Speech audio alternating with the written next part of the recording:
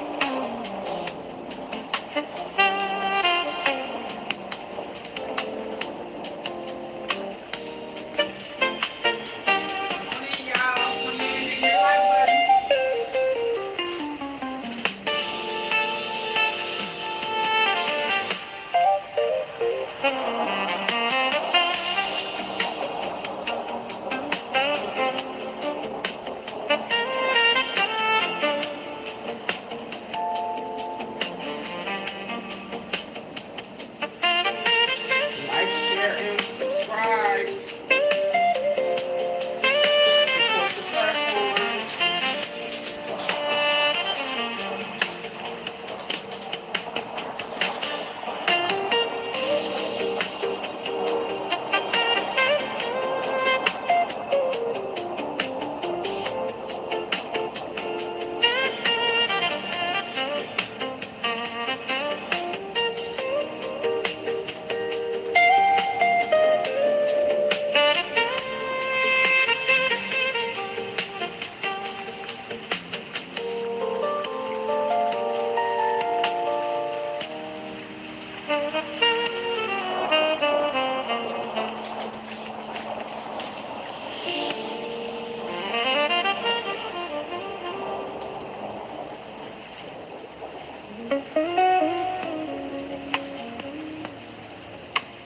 I love this perfume.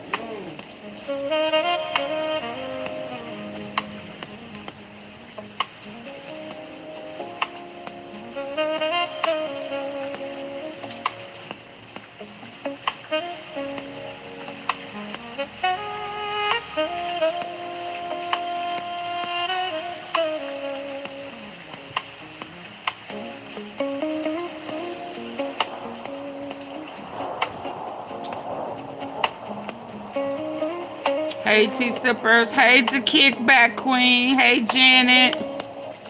Hey, Cynthia.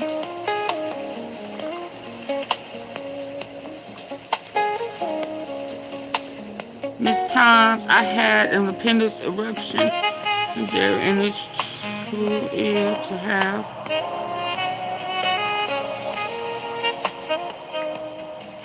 It went bye-bye Friday. I can eat fruit and veggies again. Yeah, yippee. Praise God. Thank you, Lord.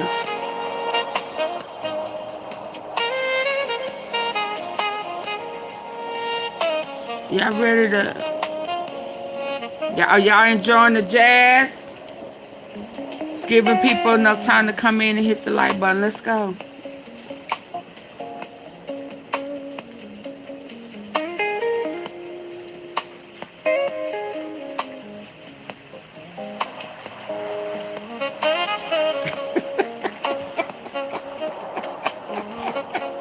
You like that? That's what's up, Miss Tom.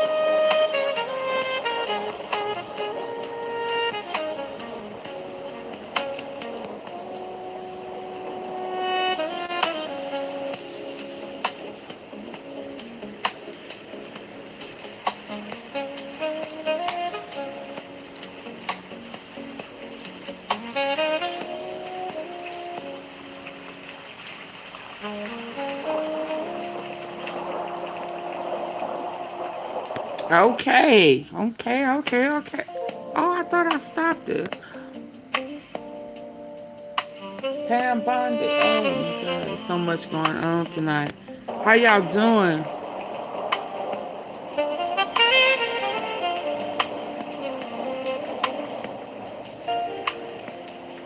Hey everybody.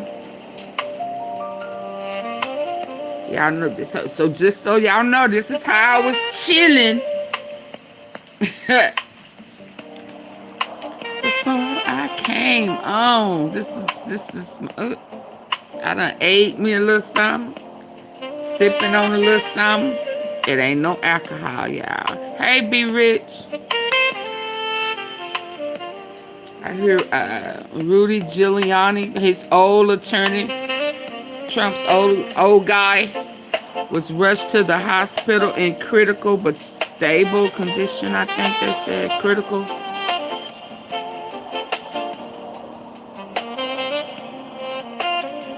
We gonna talk about that.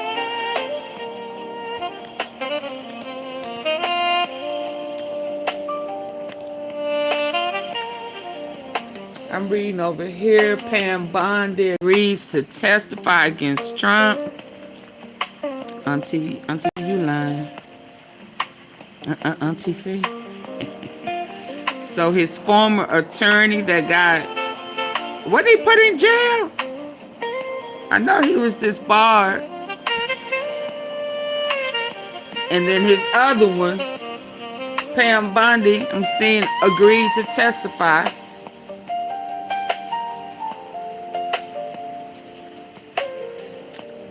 What else? Some of them war lies done. It's coming out. And I'm sure now they don't know how they finna, them old rusted and disgusting battleships that's stuck in the Strait of Hormuz. It's just sitting out there. So they gonna have to go get that.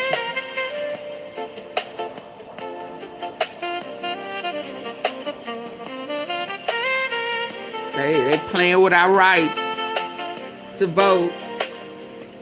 So y'all ready to kick it into gear? I thought I would jam us out a little bit.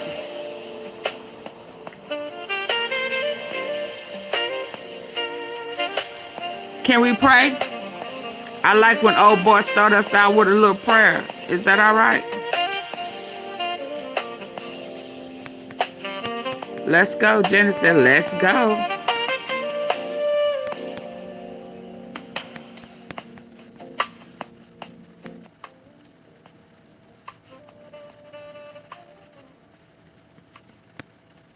So let's go. Dear God, I pray for this person's Sunday. God, life is hard, life is stressful, life can be extremely difficult, but it is my prayer that they are lifted today by the power of your Holy Spirit. For every burden that they carry today, I pray Psalm 55:22 that they cast their burden on you, Lord, and you shall sustain them. You shall never permit the righteous to be moved.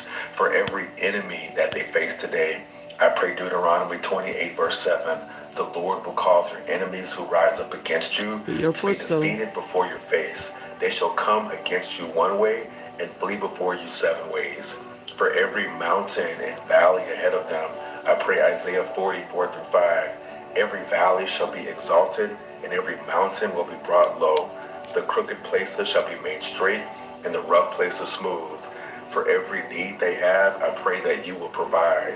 Philippians 4:19 says, and my God will supply every need of yours according to his riches and glory in Christ Jesus. Be with them today. Cover them today. Bless them today. Let them know that no matter what they are going through, you are right there with them. They are not fighting alone. They have the King of Kings and the Lord of Lords on their side.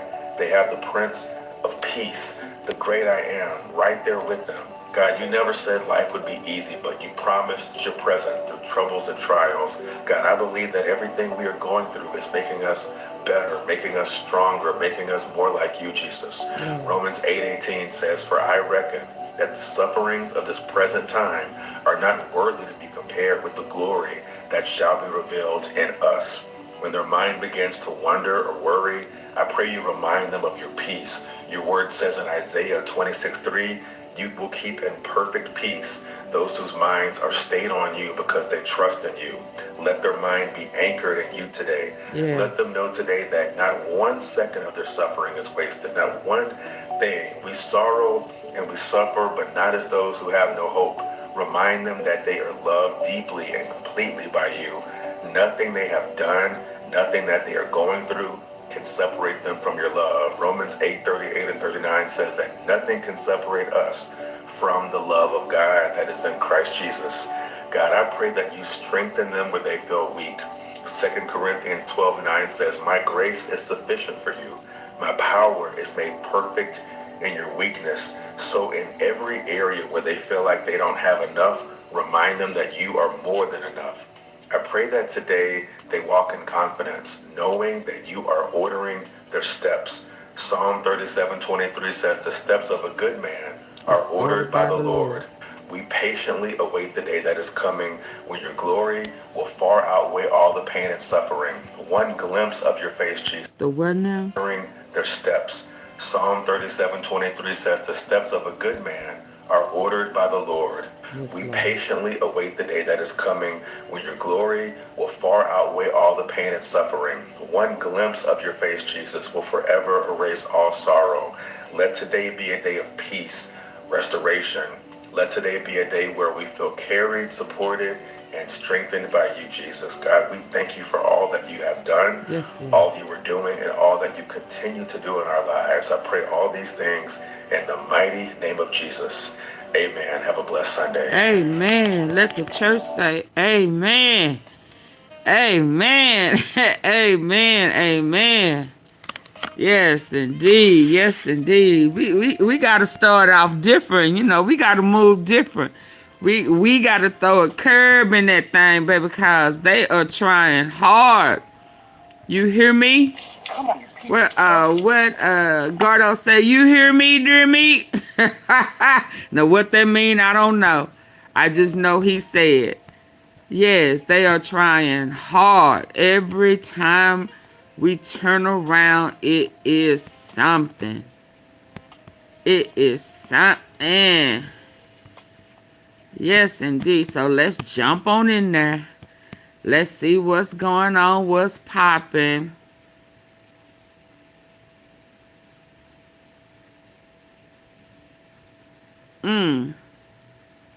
I'm definitely gonna have to come. Well, let me jump in on here. I got it here, but I didn't see it coming. Let me. Ooh, he big, ain't he? Let me bring him down.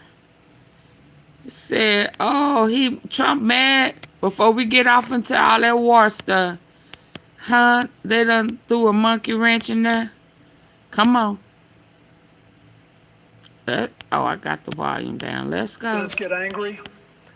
I've seen, I've been around politics a long time. I've seen presidents get angry. I've seen harsh words thrown across the aisle. And I've been on the receiving end of Please quite a hit few the like myself. button. Hey, me. But I Hey, want to talk to you Jolena. today about something that should concern every single They American, playing with our rights to vote. regardless of what party you belong They're to. trying to steal it.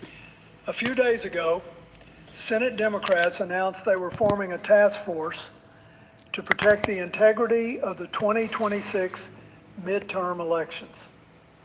They brought in Eric Holder, the former Attorney General of the United States, Right. and Mark Elias, one of the top election lawyers in the country. Let's go. Now, you can agree or disagree with that decision, and we'll come back to that in a moment because I have some thoughts of my own. But what happened next is what I want you to pay very close attention to. The President of the United States responded by calling these people American citizens, public servants, a former Attorney General, human garbage. He called them sleaze bags. Wow. He said they were treasonous. and compared their work to an act of war against the United States. Now look, I've had my share of political fights. I went through impeachment. I negotiated with people who wanted to destroy me politically. But I never, not once, called my opponents enemies of the state for exercising their constitutional rights. Isn't it horrible? And that distinction matters. It matters more than most people realize. Because when a sitting president starts using the language of treason against lawful political activity, something fundamental shifts in how our democracy functions. And that's what we need to talk about today. Let me give you some context, because none of this happened in a vacuum. After the 2020 election, President Trump refused to accept the results. We all remember what followed. January 6th, the investigations, the legal battles. He came back to office in January 2025, and almost immediately, he signed an executive order in March 2025 aimed at overhauling how elections are run in this country. That order directed the Department of Homeland Security to build what amounts to a federal voter verification system, requiring states to run their voter rolls through federal databases, demanding proof of citizenship for registration, and trying to end the counting of mail-in ballots received after Election Day. They're Now, trying here's real what hard. most people don't know. Courts challenged significant portions of that order, and DHS's own system, the SAVE program, when states actually used it, flagged only about 21,000 names out of 60 million as potential non-citizens. That's a rate of 0.035%. And even those flags required further investigation before anyone could be removed. So we're talking about a massive federal apparatus being built to address a problem that by the government's own data barely exists. Then in March 2026, another executive order doubled down. And this is where things start to get complicated. Because when Senate Democrats saw all of this, the voter roll demands, the DOJ's shifting priorities, ICE agents being discussed near polling locations. Please understand, your vote matters. That's a lot. That is a lot of manipulation if your vote don't count. Am I tripping? That's just a lot. That's going through some serious measures to stop the legal process. I wonder what has happened. It's that bad that whoever the electoral votes, all of that stuff, what happened to it? Where did it go? The electoral colleague, or what was it called? I can't even remember that mess. No, you're not. Okay, yeah. And that's another whitewash. That's another manipulation that folk fell for the banana in the tailpipe. Wasn't paying attention. Gotta pay attention with these. College. Okay. Yeah. I almost said something ugly. That's why we prayed before we went off in there so that I wouldn't get lost in the sauce. I had a rest day yesterday. Right? Yeah. We got to stop letting people make us believe that our vote don't count, to stop us from getting up off our tails and voting. They going through too much manipulation for a vote that don't count. And even those flags required further investigation before anyone could be removed. So we're talking about a massive federal apparatus being built to address a problem that by the government's own data barely exists. Then in March 2026, another executive order doubled down. And this is where things start to get complicated. Let's go. Because when Senate Democrats saw all of this, the voter roll demands, the DOJ's shifting priorities, ICE agents being discussed near polling locations, they decided to act. Chuck Schumer announced the Elections Task Force, brought in Holder and Elias, and said they intended to shield the midterms from what they called direct threats. We promise a tenfold Direct refund if threats. it doesn't work. They are the Traditional direct dentures can lead threats. to jawbone loss and alter your facial.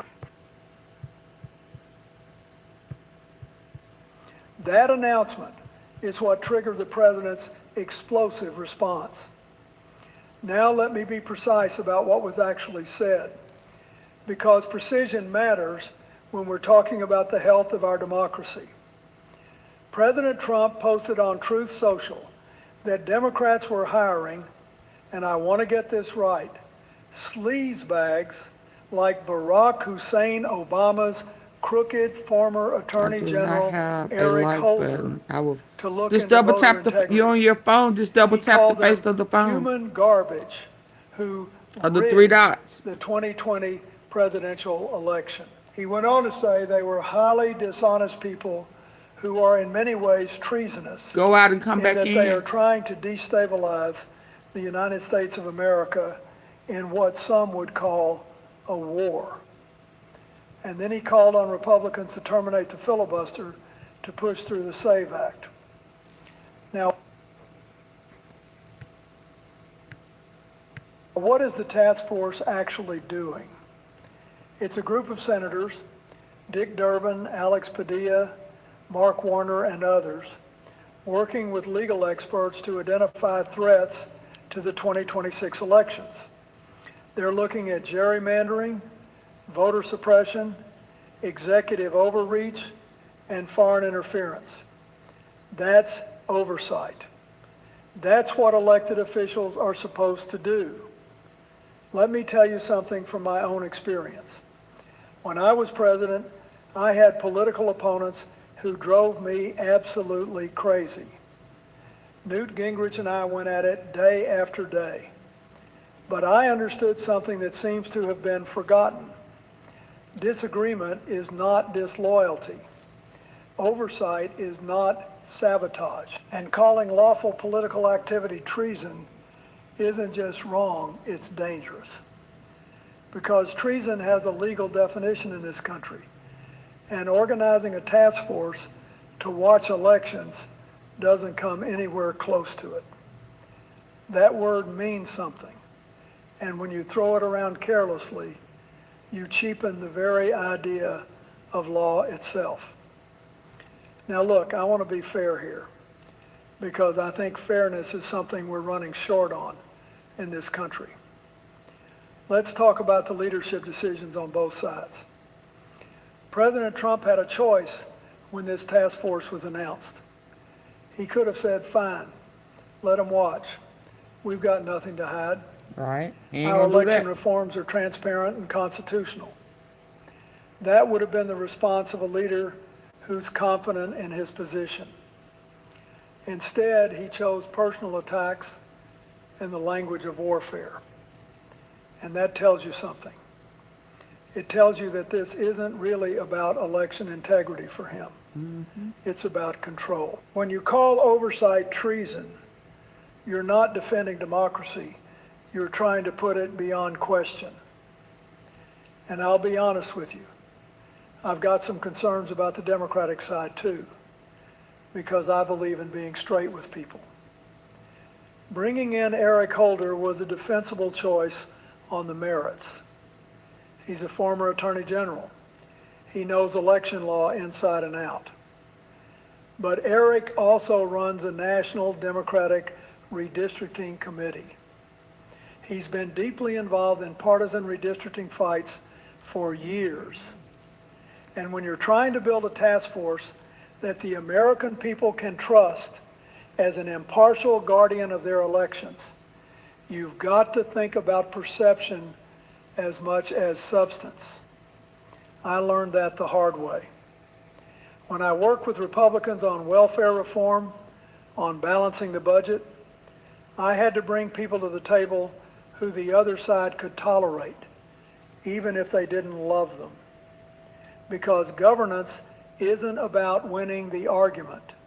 It's about building something that holds. And I worry that we gave the other side ammunition they didn't need. Here's what keeps me up at night, and I think it should concern you too. This fight isn't just about words on social media. It's about what's happening to the actual architecture of American democracy. Yeah, early voting. Start with the filibuster.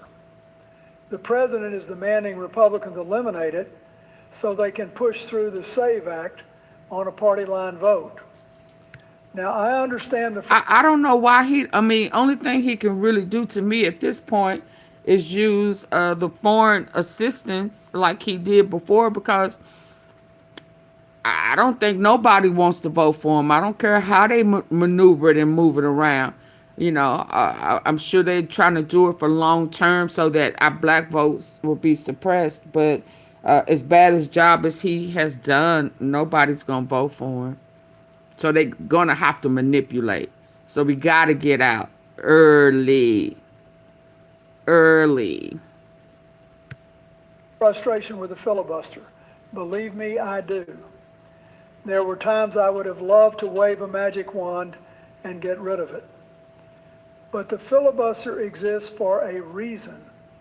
It forces compromise. It prevents the majority of the moment from rewriting the rules of the game every time power changes hands. And if you eliminate it to pass election legislation that half the country opposes, you've set a precedent that the next majority will use against you.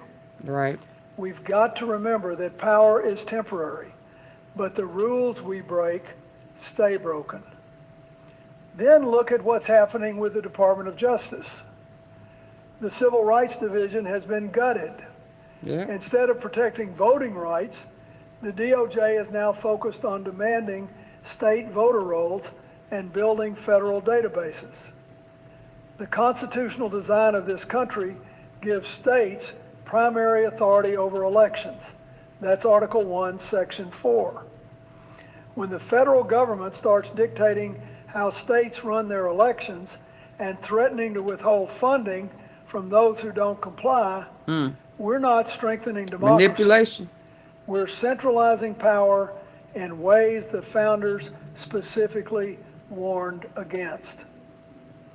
And the normalization of calling political opponents treasonous, that erodes something that no court can repair. It erodes the basic civic trust that makes self-governance possible.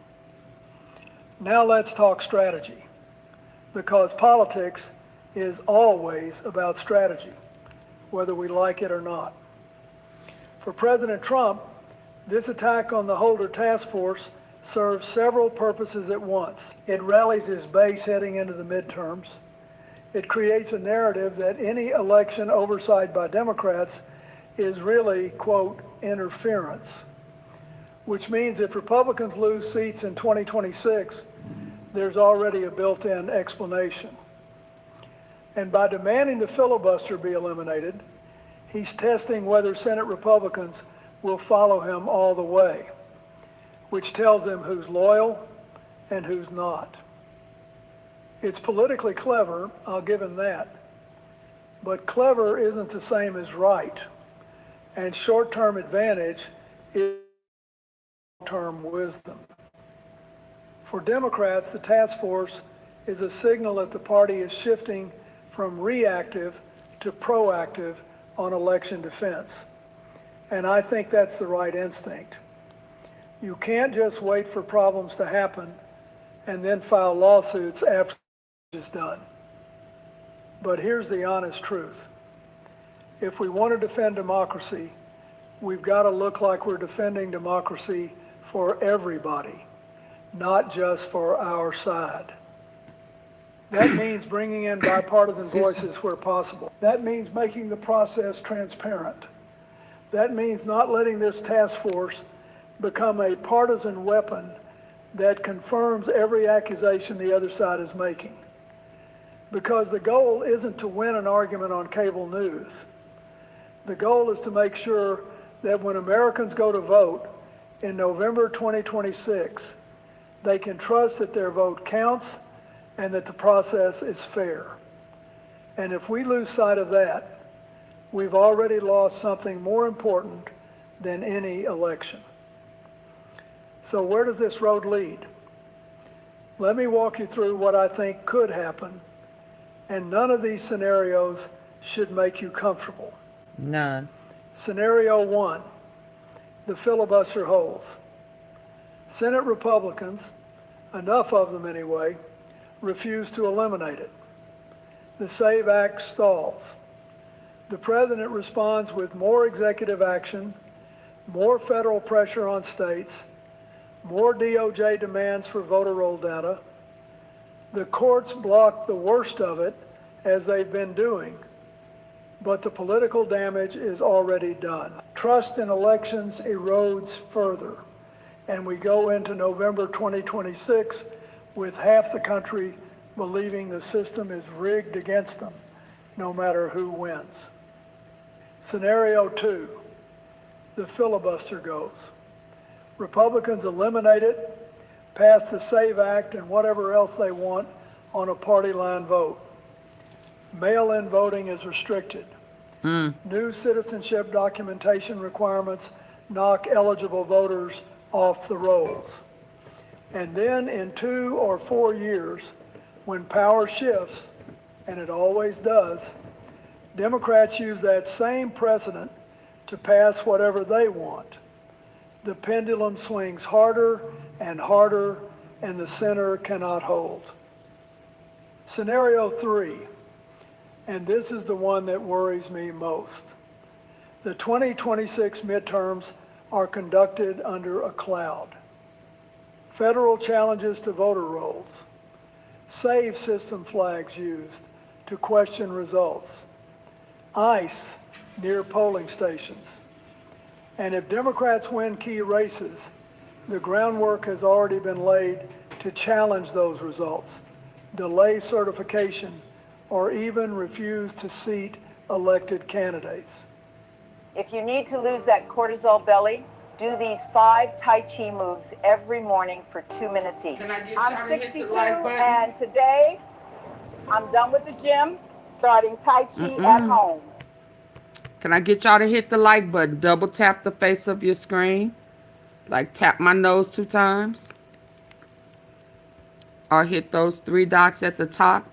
And it should take you to the like button. That's not speculation. Democratic secretaries of state are already saying this out loud. Are conducted under a cloud. Federal challenges to voter does. Democrats use that same precedent to pass whatever they want.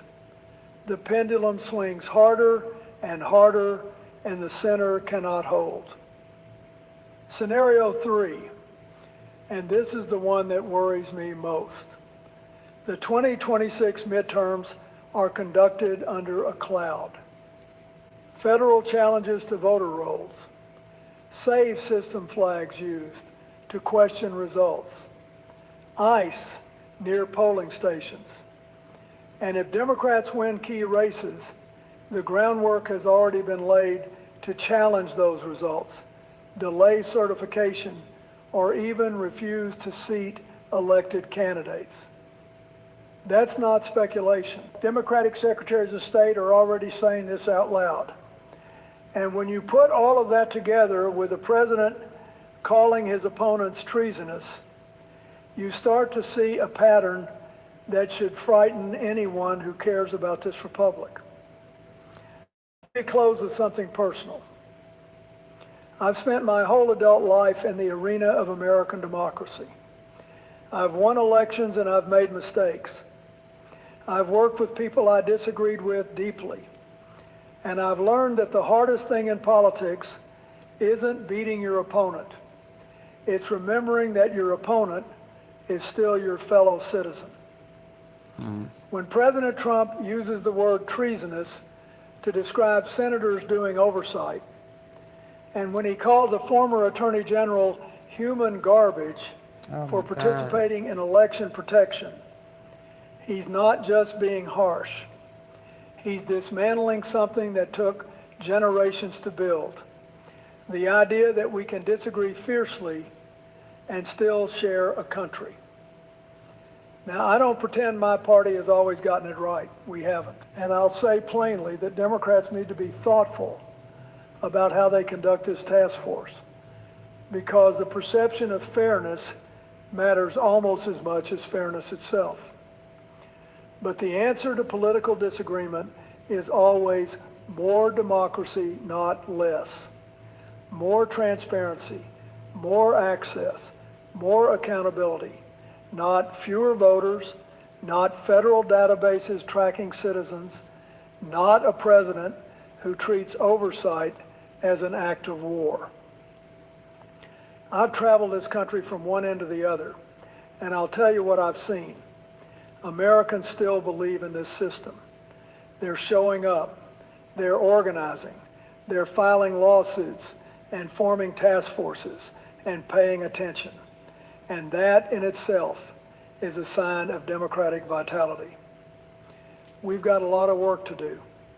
The road ahead is going to be rough, and there are people in positions of power who would rather burn the house down than share it. But I've never bet against this country, and I'm not about to start now. Because the American experiment isn't finished, not by a long shot. To men over 45 who hate leg day. This is a muscle killer. This. Let me go ahead and get this out the way. Every now and then, a country arrives at one of Get those the likes up, moments y'all. Hey, when Joe. the headlines stop feeling like isolated events and start feeling like warning signs. I need for y'all to hit the like button. Double tap the face of your screen. We're 39 minutes in. Double tap or hit the three dots at the top right. Let's go. Every now and then, a country arrives at one of those moments when the headlines stop feeling like isolated events and start feeling like warning signs. Not one warning sign, a pattern, a set of signals flashing all at once. And when that happens, the most dangerous thing a nation can do is shrug, turn the page, and tell itself this is all just politics as usual, because it isn't. What we're seeing now is not just another argument between parties. It's not just another cycle of cable news outrage. It is something deeper than that. It is a test of whether the institutions that hold a democracy together can still do their job under pressure. It is a test of whether a government at war can remain honest with its people. And it is a test of whether power is still being exercised with discipline, restraint, and accountability, or whether it is being used to silence, conceal, and intimidate. Let me tell you something. Democracies rarely fail all at once. They weaken in pieces. First, the public stops trusting what it hears. Then the professionals inside government stop speaking plainly. Then the people in charge begin treating oversight as sabotage, criticism as betrayal, and truth as a threat. And that is where it gets serious. Now, to understand why this matters, we've got to start with a principle that is older than any one president, any one administration, any one political party. In this country, the military answers to civilian leadership. That is not optional. That is foundational.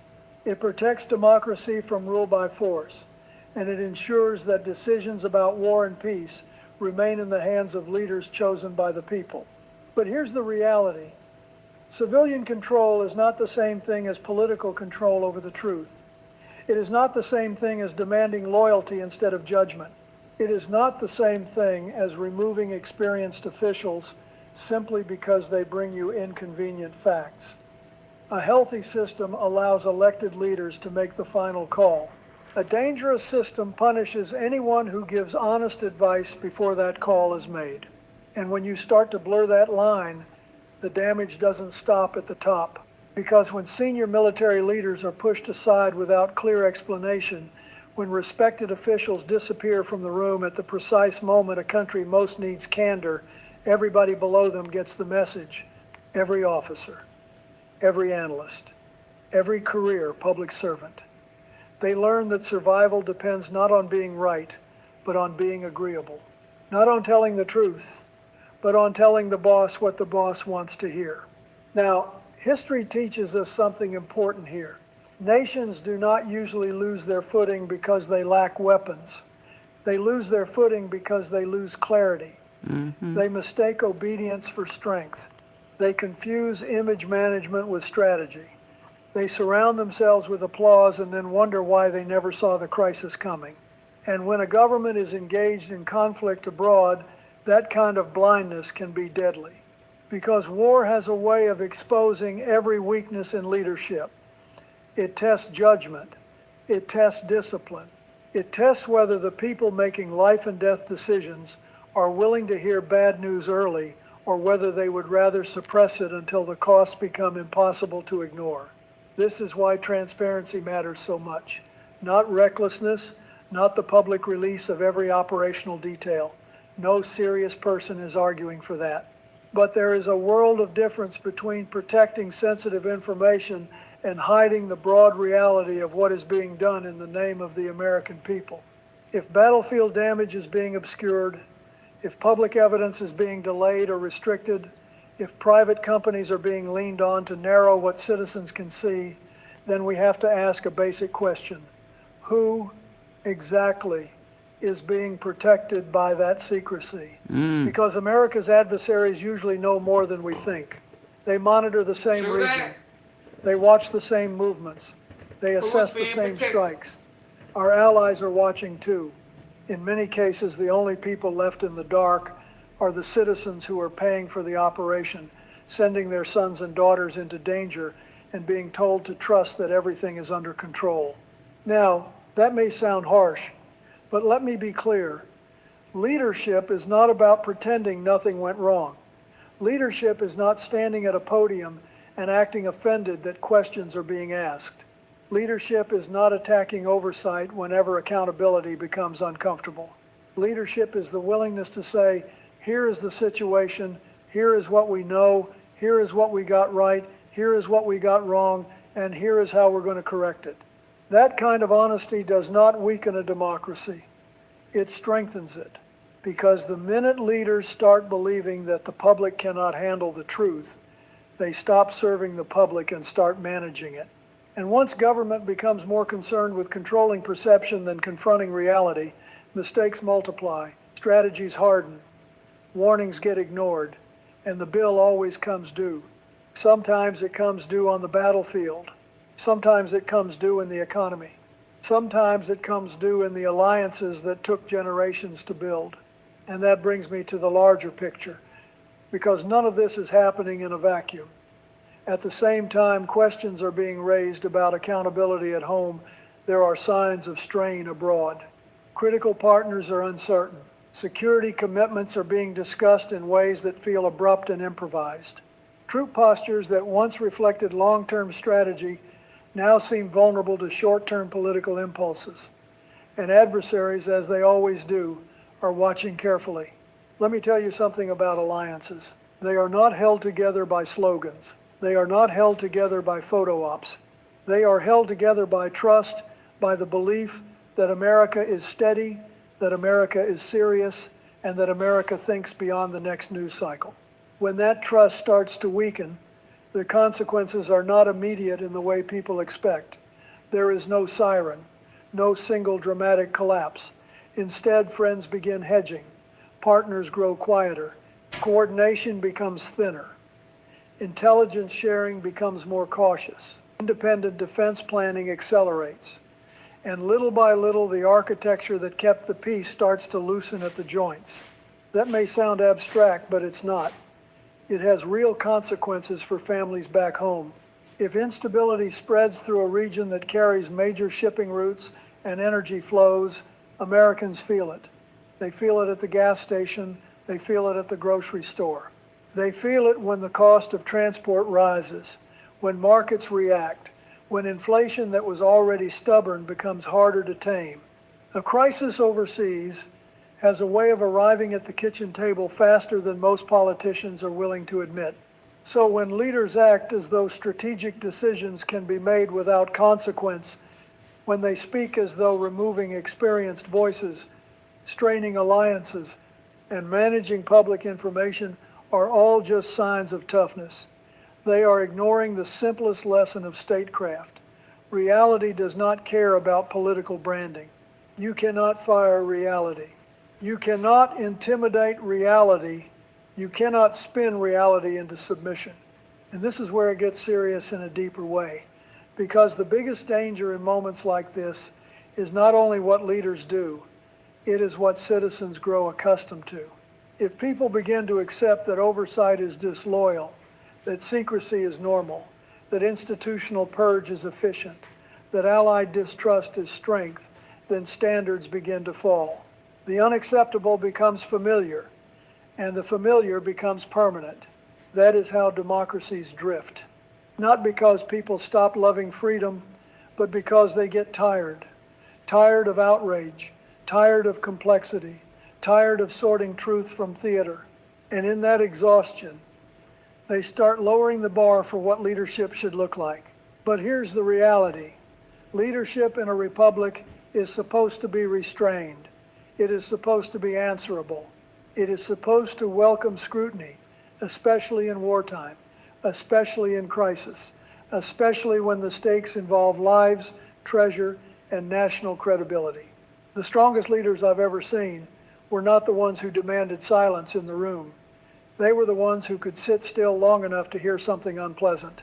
They understood that the job is not to be protected from bad news. The job is to absorb it, learn from it, and act before it becomes catastrophe. That takes confidence. That takes maturity. And yes, that takes humility. Because humility in leadership is not weakness.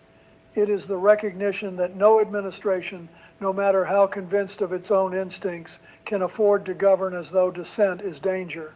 The minute a government begins selecting for loyalty over competence, the decision-making process starts to decay from the inside.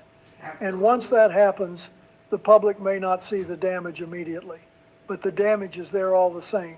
So what should we be watching for now?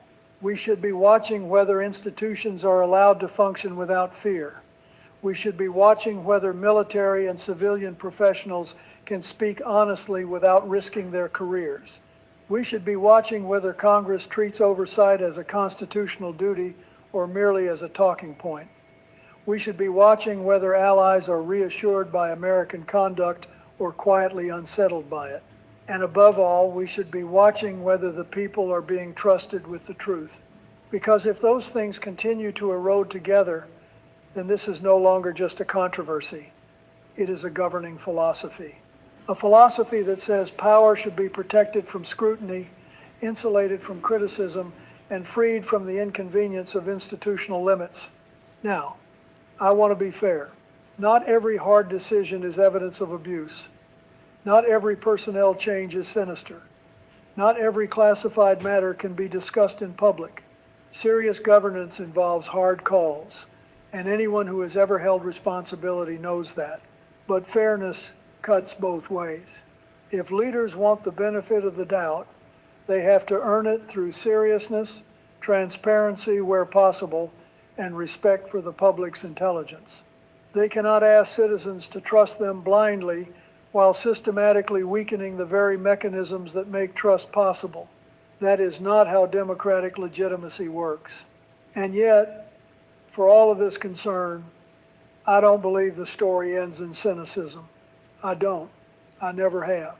Because this country has been tested before. We have seen periods of fear, overreach, deception, and institutional strain.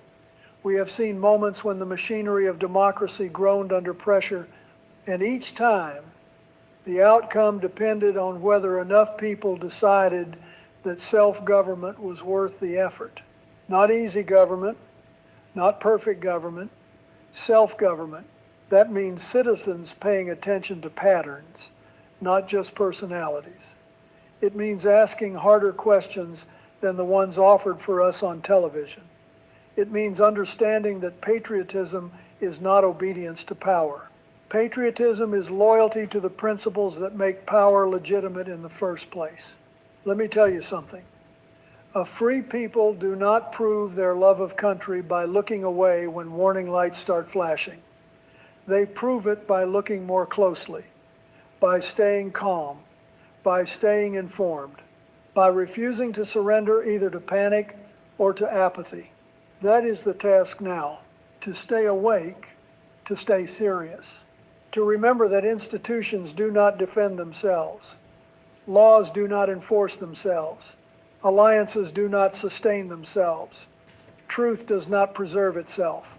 All of these things depend, in the end, on human beings who are willing to protect them, and that includes us. So yes, there is reason for concern tonight. Real concern about secrecy, concern about concentration of power, concern about whether strategic decisions are being made with enough honesty, enough discipline, and enough respect for the institutions that keep this republic stable. But there is also reason for hope, because the American experiment has never depended on perfect leaders. It has depended on an engaged people, on citizens who, when the moment demanded it, remembered who they were. People who understood that democracy is not a gift handed down by the powerful. It is a responsibility carried by the public. So the question before us is not whether these warning signs are real. They are. The question is whether we will take them seriously before more damage is done. Whether we will insist on competence over flattery, truth over image, accountability over impulse, and country over ego. If we can do that, if we can recover that discipline, that seriousness, that sense of common responsibility, then this moment, however troubling, does not have to become a turning point in the wrong direction. It can become a reminder that the strength of a democracy is measured not by how loudly its leaders speak, but by whether its people still have the courage to demand honesty from them. And that, in the end, is where my hope still lives. Not in the noise, not in the theater, but in the quiet conviction that the American people, when it matters most, can still tell the difference between strength and spectacle. And if we can, folks, pull up a chair. Hold on. I need for y'all to hit the like button. 294 people listening in with a good ear. However, only 61 likes. This is the one we missed yesterday. Get the likes up. I want to talk with you today the way I used to talk with the country from the Oval Office when something serious was happening. Not to alarm you, but to level with you. Here's the honest truth. When a man like Admiral William McRaven, the Navy SEAL who planned and oversaw the raid that brought Osama bin Laden to justice back in May of 2011, when that man steps in front of a microphone and reminds the men and women in uniform about the difference between a lawful order and an unlawful one, you need to listen. That is not political theater. That is a flare going up over the republic. Now look, I've known officers like Bill McRaven my whole adult life. They don't speak out lightly. They don't crave the cameras. When they do, it's because the institution they've given their lives to is under stress, and they believe the country deserves to know. We'll come back to exactly what he said in a moment, because the precise words matter. But first, I want you to understand what this story is really about. It isn't about one man in the White House or one admiral at a podium. It's about whether the guardrails our founders built into this democracy, the chain of command, the rule of law, the oath to the Constitution, still hold when they're tested. Today, they're being tested. Let's walk through it together. Now let me set the table for you, because you can't understand the warning without understanding the moment. The country is in the middle of a tense military confrontation with Iran. The Strait of Hormuz, that narrow piece of water where roughly a fifth of the world's oil passes through every single day, has spiraled into a crisis. Energy prices are climbing. Working groceries, families are Lord, feeling it today. at the pump and at the grocery store. And inside the White House, the president has been using language like no quarter, no mercy, floating ground operations, and at times suggesting strikes on civilian bridges and power stations. We've got to remember something. Words from the Oval Office aren't just words. They travel down the chain of command like electricity through a wire. I learned that the hard way in Bosnia in '95 and Kosovo in '99 when we hit Saddam in Operation Desert Fox in December of '98. Every syllable a commander-in-chief speaks gets translated into orders and a target list and to young Americans climbing into cockpits. That's why serious presidents weigh their words. That's why we picked our targets one by one with lawyers, with generals, with allies in the room. Not because we were timid, but because once you cross certain lines, you cannot uncross them. And this is where things start to get complicated. Because the rhetoric coming out of this White House isn't just loose. It's pointing toward orders that the law of armed conflict may not permit. That's the world Admiral McRaven was speaking into. Let me tell you what the Admiral actually said in plain English so nobody can twist it. McRaven told American service members two things side by side. First, you have an obligation to follow legal orders. That's the foundation of military discipline. Nobody's questioning it. But second, you have an equal obligation not to follow illegal ones.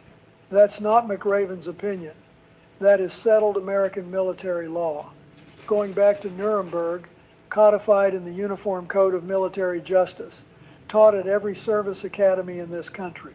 He pointed specifically to the president's no quarter, no mercy rhetoric, and to the talk of bombing civilian bridges and power stations. Under the Geneva Conventions and the law of armed conflict, deliberately targeting civilian infrastructure with no military necessity can constitute a war crime, period. The young captain or major who carries out that order doesn't get to hide behind "I was told to." And here's the part that should make every American sit up straight. McRaven confirmed those conversations are happening right now between senior military officers and the Secretary of Defense, not in some hypothetical seminar in real rooms about real targets. Now look, I'm not presenting that as accusation, I'm presenting it as fact. And the truth is, this is exactly how the system is supposed to work, even when it's uncomfortable, even when it's painful. The uniform isn't loyal to a person, it's loyal to the Constitution. Now let's talk strategy, because this is where leadership really gets tested. McRaven made 3 points that every commander-in-chief since Eisenhower has had to grapple with. 1, Iran is 2.5 times the size of Texas. 2, we have never, not once in our bombed our way to victory. 3, even if you remove the supreme leader, Israeli intelligence suggests the next regime could be more hardline, not less. Those aren't partisan talking points. Those are lessons paid for in American blood. I wrestled with them myself when I chose restraint over ground troops in places where the strategic objective wasn't clear. And then there's the Hormuz trap. We'll come back to why this matters so much. Closing that strait was the most predictable move on Iran's chessboard. Every war game in the Pentagon for 30 years has run that scenario. Yet according to McRaven, we came in essentially too late. That's not bad luck. That's a planning failure. Here's where it gets sobering. General Wesley Clark, former NATO Supreme Commander, has reported that our Tomahawk inventory has fallen below 50%. We've burned through roughly 1/3 of our ballistic missile intercept capacity. Nearly half our THAAD interceptors are gone. Those weapons take years to replace. When you spend the covered bear without a clear end game, that's not strength. That's strategic overreach. And it leaves America exposed in every other corner of the world. Now we come to the heart of it. And I want you to listen closely, because this is the part that outlasts any single president. In the last year, roughly 30 general officers have been fired or forced out. 30. Let that sink in. McRaven called it a cascading effect on morale. Senior officers now afraid to speak truth to power, afraid to walk into the Oval Office and say, Mr. President, I respectfully disagree. Let me tell you something from my own time. I served with General Shalikashvili, with General Hugh Shelton, with Colin Powell before them. There were days those men told me things I did not want to hear, and thank God they did. Because a president who only hears what he wants to hear makes worse decisions every single time. That's not democratic wisdom or Republican Can you say that before again? them. There were days those men told me things I did not want to hear. Oh, wow. And thank God they did. Let that sink in. McRaven called it a cascading effect on morale. Senior officers now afraid to speak truth to power, afraid to walk into the Oval Office and say, Mr. President, I respectfully disagree. Let me tell you something from my own time. I served with General Shalikashvili, with General Hugh Shelton, with Colin Powell before them. There were days those men told me things I did not want to hear, and thank God they did. Because a president who only hears what he wants to hear makes worse decisions every single time. That's not democratic wisdom or Republican wisdom, that's American wisdom, older than either party. When you purge the officer corps for honesty, you don't get loyalty, you get silence. And silence at the top of the Pentagon is how nations stumble into wars they can't win. McRaven also raised something close to my heart, the dismantling of USAID. He called it vital to America's soft power, and he's right. After the 2004 tsunami, after Haiti's earthquake, our military and our aid workers built friendships that paid us back tenfold. Compassion isn't woke, it's strategy. It's how America wins without firing a shot. I saw it work in Northern Ireland, in the Balkans, in Haiti. We're throwing that inheritance away. Here's the honest truth about alliances. You cannot run a coalition by surprise and a couple of tweets. General Clark put it plainly, NATO partners are democracies. They answer to parliaments, to voters, to public opinion. They aren't the 51st through 80th American states. They are sovereign countries with their own constituencies, their own histories, their own red lines. When you launch an operation nobody heard about and then expect London and Paris and Berlin to jump on board the next morning, that isn't leadership. That's improvisation, dressed up as strategy. Now look, I lived this.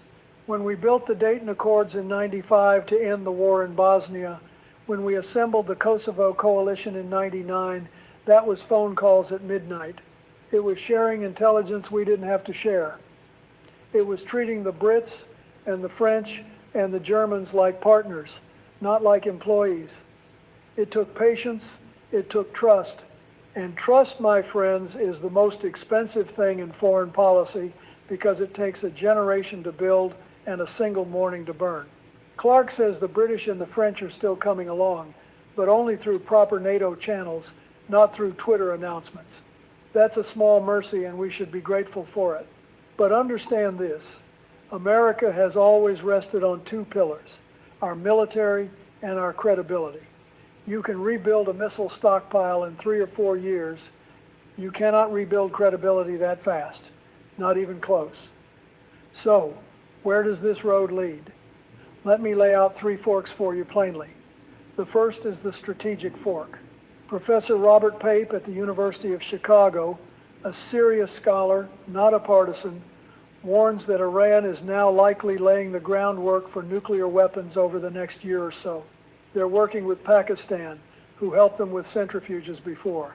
They're working with Russia, Pape's chilling line. Iran is working with its allies better than we are working with ours. Think about that. Wow. The very thing that strikes were meant to prevent may have been accelerated. The second is the constitutional fork. If illegal orders are issued and officers either follow them or are punished for refusing, we enter territory this republic has not seriously visited before, not since the founding. And that's not hyperbole.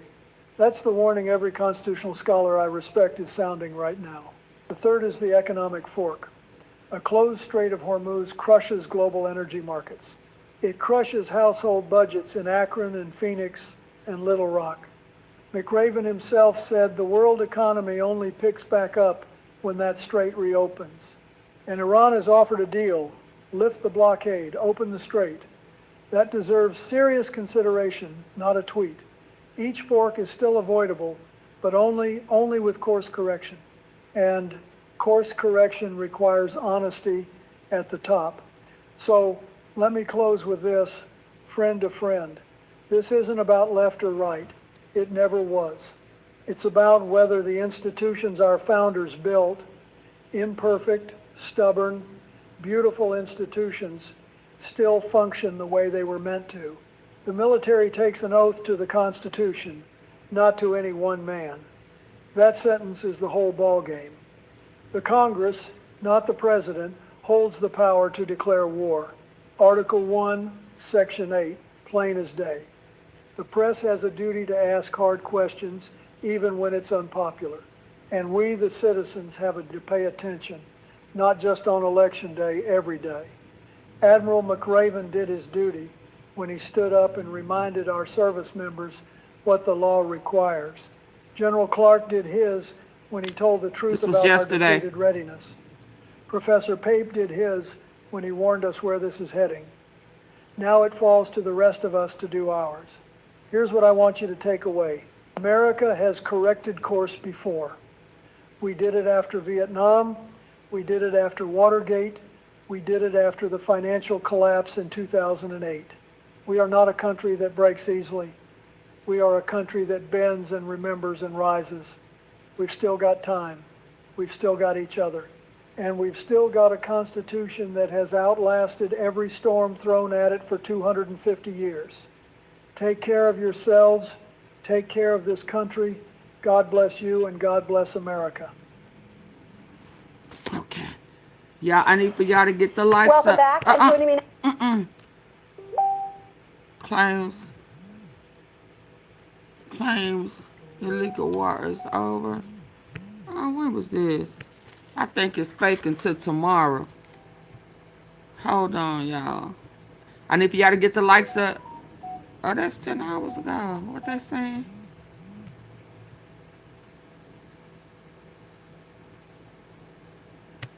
Oh, hold on. Now look. I'm trying to get the ones that I missed yesterday out the way before we go into today's. Now look, when a president of the United States decides to step up to a podium, especially for the first time after someone nearly took his life, the whole world holds its breath. And I mean that sincerely. I've been on that stage. I know what it feels like to carry the weight of 280 million souls on your shoulders while the cameras are rolling.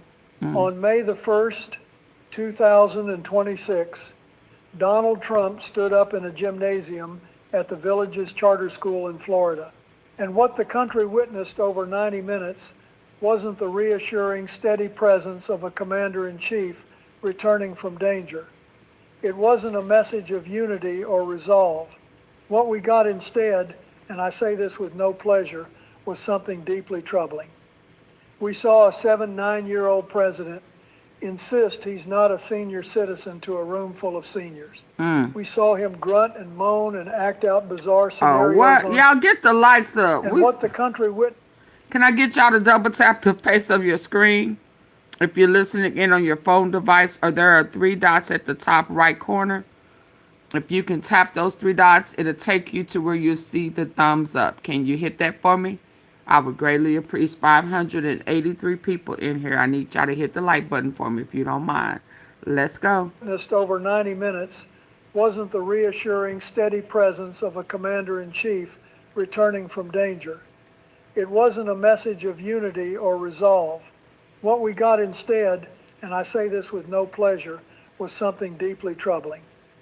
We saw a 9-year-old president insist he's not a senior citizen to a room full of seniors.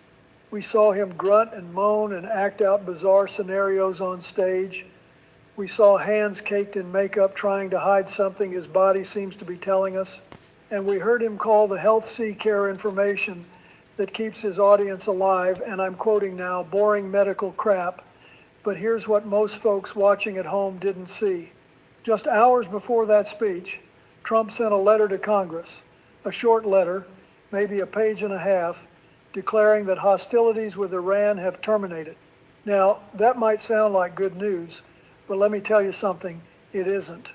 Because American warships are still in the Persian Gulf, a naval blockade continues, and a ceasefire that the Pentagon itself calls shaky is the only thread holding this together. That letter wasn't about peace. It was about avoiding the law. And we'll come back to that because that might be the most dangerous thing that happened all day.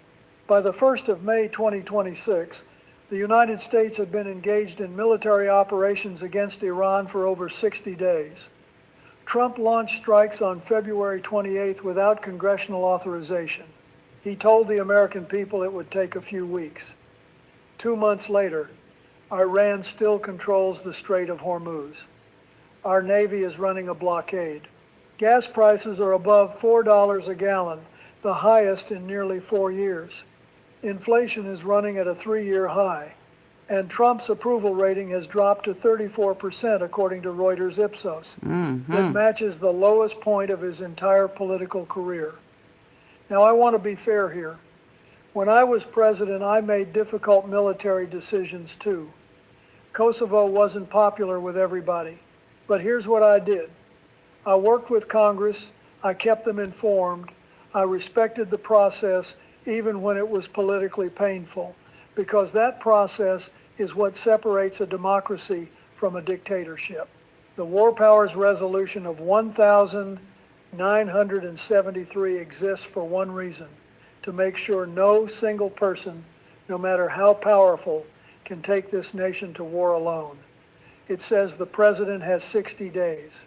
After that, you go to Congress and you make your case.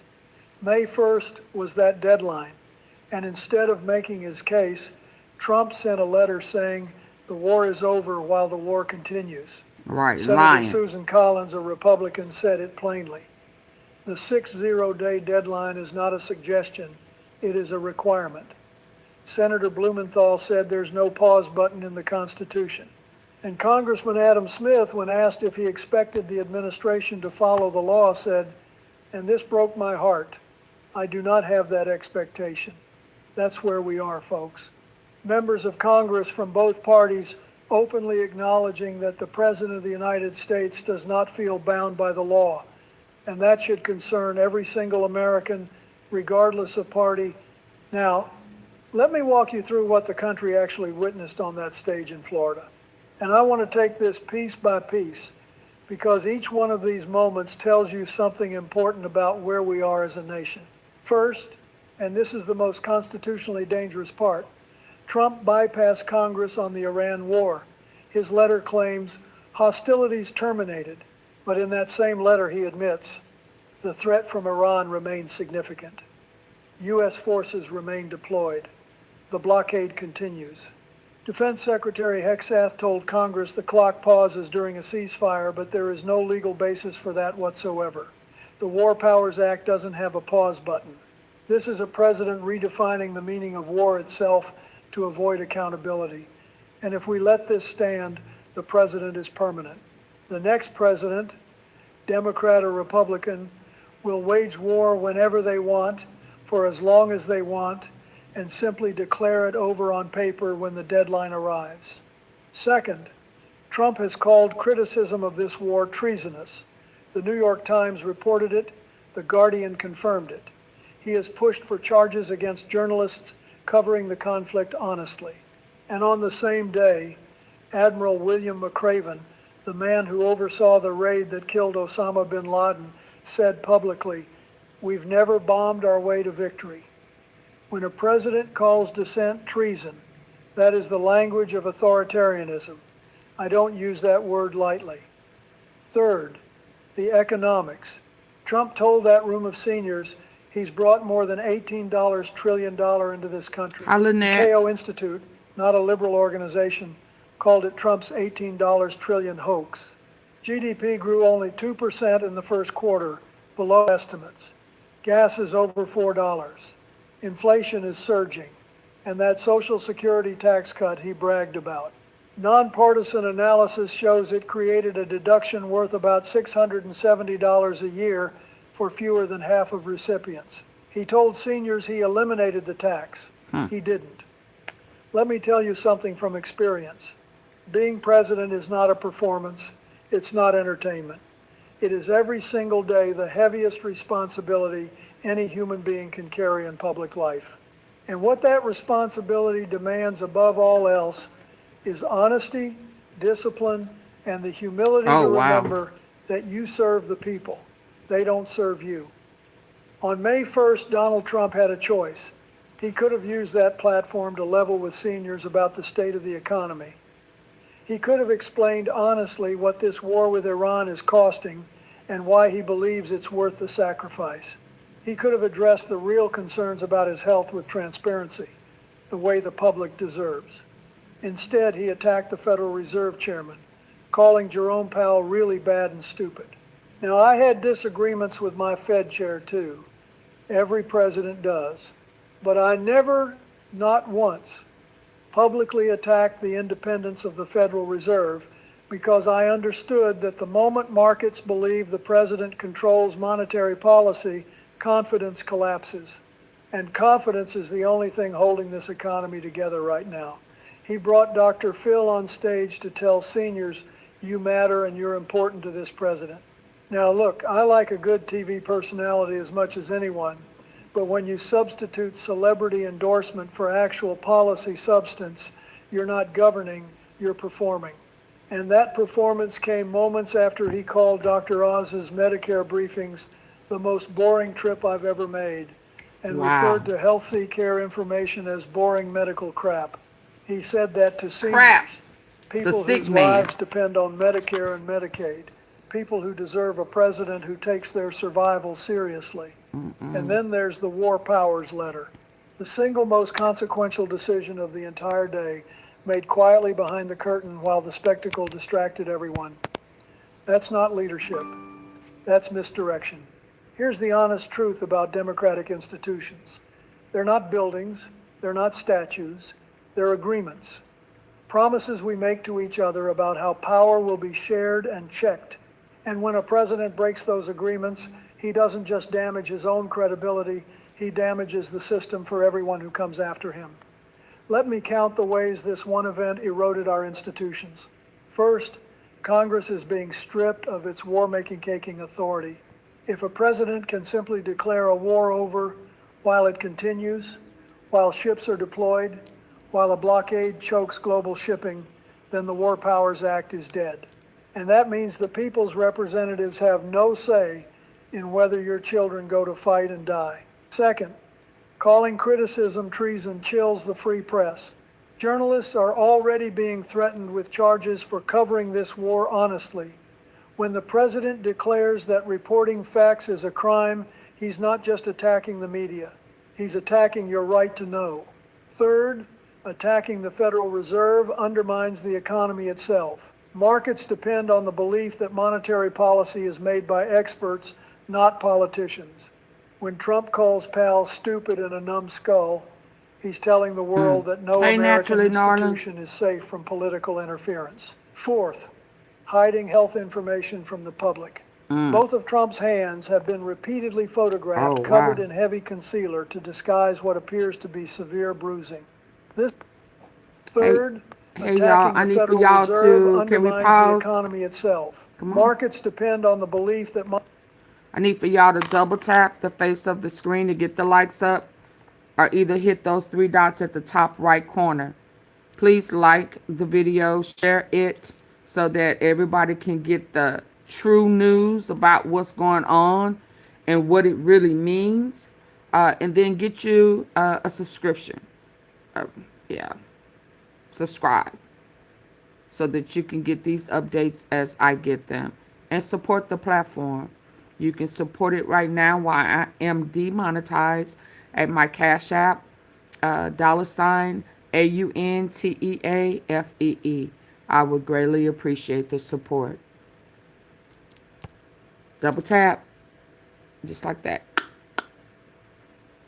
Or those three dots at the top right corner.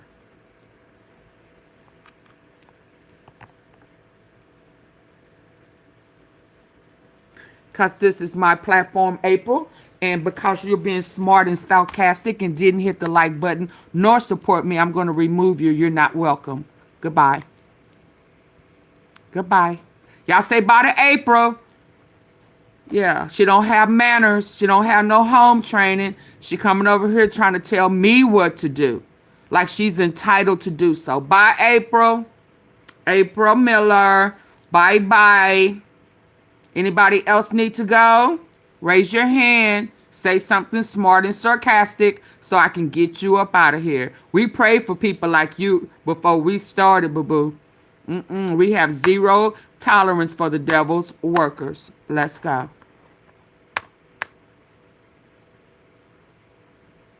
Oh, next time, just if it's smart and sarcastic, just hide them. We don't want them in our presence. They do not deserve our tea, okay, me? They do not deserve our tea. I must have missed it. Now, like I said, like, share, and subscribe. Hit those 3 dots at the top right corner or double tap the face of your screen. If you have a problem doing that, hello, Laura. If you have a problem hitting the like button or supporting the platform, this may not be the platform for you. Okay? No one's entitled to tell me what to do and how to do it. This is my time, my research to find the good tea for you so that you won't be running around listening to lies and manipulation. If you don't respect that, then let the doorknob hit you where the good Lord smit you. Get your ass on up out of here. Okay? Monetary policy is made by experts, not politicians. When Trump calls Powell stupid and a numbskull, he's telling the world that no American institution is safe from. The president declares that reporting facts is a crime. He's not just attacking the media. He's attacking your right to know. Right. Third, attacking the Federal Reserve undermines the economy itself. Markets depend on the belief that monetary policy is made by experts, not politicians. When Trump calls Powell stupid and a numbskull, he's telling the world that no American institution is safe from political interference. Fourth, hiding health information from the public. Both of Trump's hands have been repeatedly photographed covered in heavy concealer to disguise what appears to be severe bruising. This has been documented by NBC News, The Daily Beast, Yahoo News, and The Independent. Over multiple months, a president making daily decisions about war and peace owes the public transparency about his physical condition. The 25th Amendment exists because this matters. And fifth, using a presidential platform for self-aggrandizement rather than governance. Schools were literally canceled so this event could happen. The villages, charter schools, K through 12, the autism center, early childhood centers all closed. Children sent home with online assignments so a president could dance the YMCA and brag about passing a dementia screening test. Think about that. Think about what that says about our priorities. Now, I've been reading political maps for over 40 years, and let me tell you what I see here. Trump is at 34% nationally. Reuters confirms it. He's underwater even in Florida, a state he won handily. Republicans face brutal midterm elections in November. And this speech, this event, just handed Democrats the most devastating campaign material they could ask for. That clip of Trump calling Medicare boring medical crap will appear in every single Democratic ad targeting senior voters from now until November. Every single one. And it should, because it reveals in his own words how this president actually feels about the programs that keep 65 million Americans alive. The school closure becomes a symbol. Education sacrificed for spectacle. The war powers violation gives Democrats a constitutional argument that transcends partisanship. And the visible health concerns, the concealed bruising, the rambling, the grunting, the insistence at 79 that he's not a senior.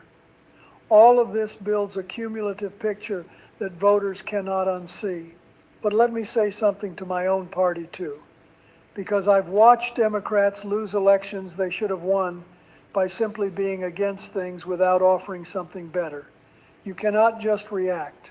You've got to have a vision. When I ran in 1992, I didn't just say George H.W. Bush was wrong. I said, here's what I'll do differently. Here's how competent, empathetic governance will improve your actual life. Democrats need to run on three things. Bring gas prices down by ending this unnecessary war responsibly. Unnecessary. Protect Medicare and Social Security with real legislation, not You cannot just react. You've got to have a vision. When I ran in 1992, I didn't just say George H.W. Bush was wrong. I said, here's what I'll do differently. Here's how competent, empathetic governance will improve your actual life. Democrats need to run on three things. Bring gas prices down by ending this unnecessary war responsibly. Protect Medicare and Social Security with real legislation, not performance. And restore the rule of law so that no president of either party can wage war without the people's consent. That's the winning message. That's how you earn trust. We've got to look ahead now, because what happened on May 1st isn't just a news cycle, it's a turning point, and the road ahead branches in several directions. If Congress continues to abdicate its war authority, if Republicans keep deferring and Democrats keep losing procedural votes, this president becomes permanent. Not just for Trump, for every president who follows. He said what? The next About him time a becoming Democratic permanent? president What? or without the people's consent. That's the winning message. That's how you earn trust. We've got to look ahead now, because what happened on May 1st isn't just a news cycle, it's a turning point, and the road ahead branches in several directions. If Congress continues to abdicate its war authority, if Republicans keep deferring and Democrats keep losing procedural votes, this president becomes permanent. Not just for Trump, for every president who follows. The next time a Democratic president decides to strike somewhere without asking Congress, Republicans will scream. But the president will already be set. Trump said it, and a compliant Congress led him. If this president's health continues to decline visibly, and listen, I take no pleasure in discussing another man's body, but the pattern is there. The bruising covered in makeup month after month, the cognitive wandering, the grunting, the 90-minute rambles. At some point, the 25th Amendment conversation becomes unavoidable, and it needs to be an honest, bipartisan conversation, not a political weapon, an honest assessment of whether the person making war decisions every day is capable of doing so.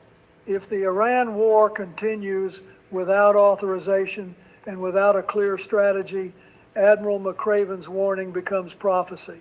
We've never bombed our way to victory. He said that the man who got bin Laden said that.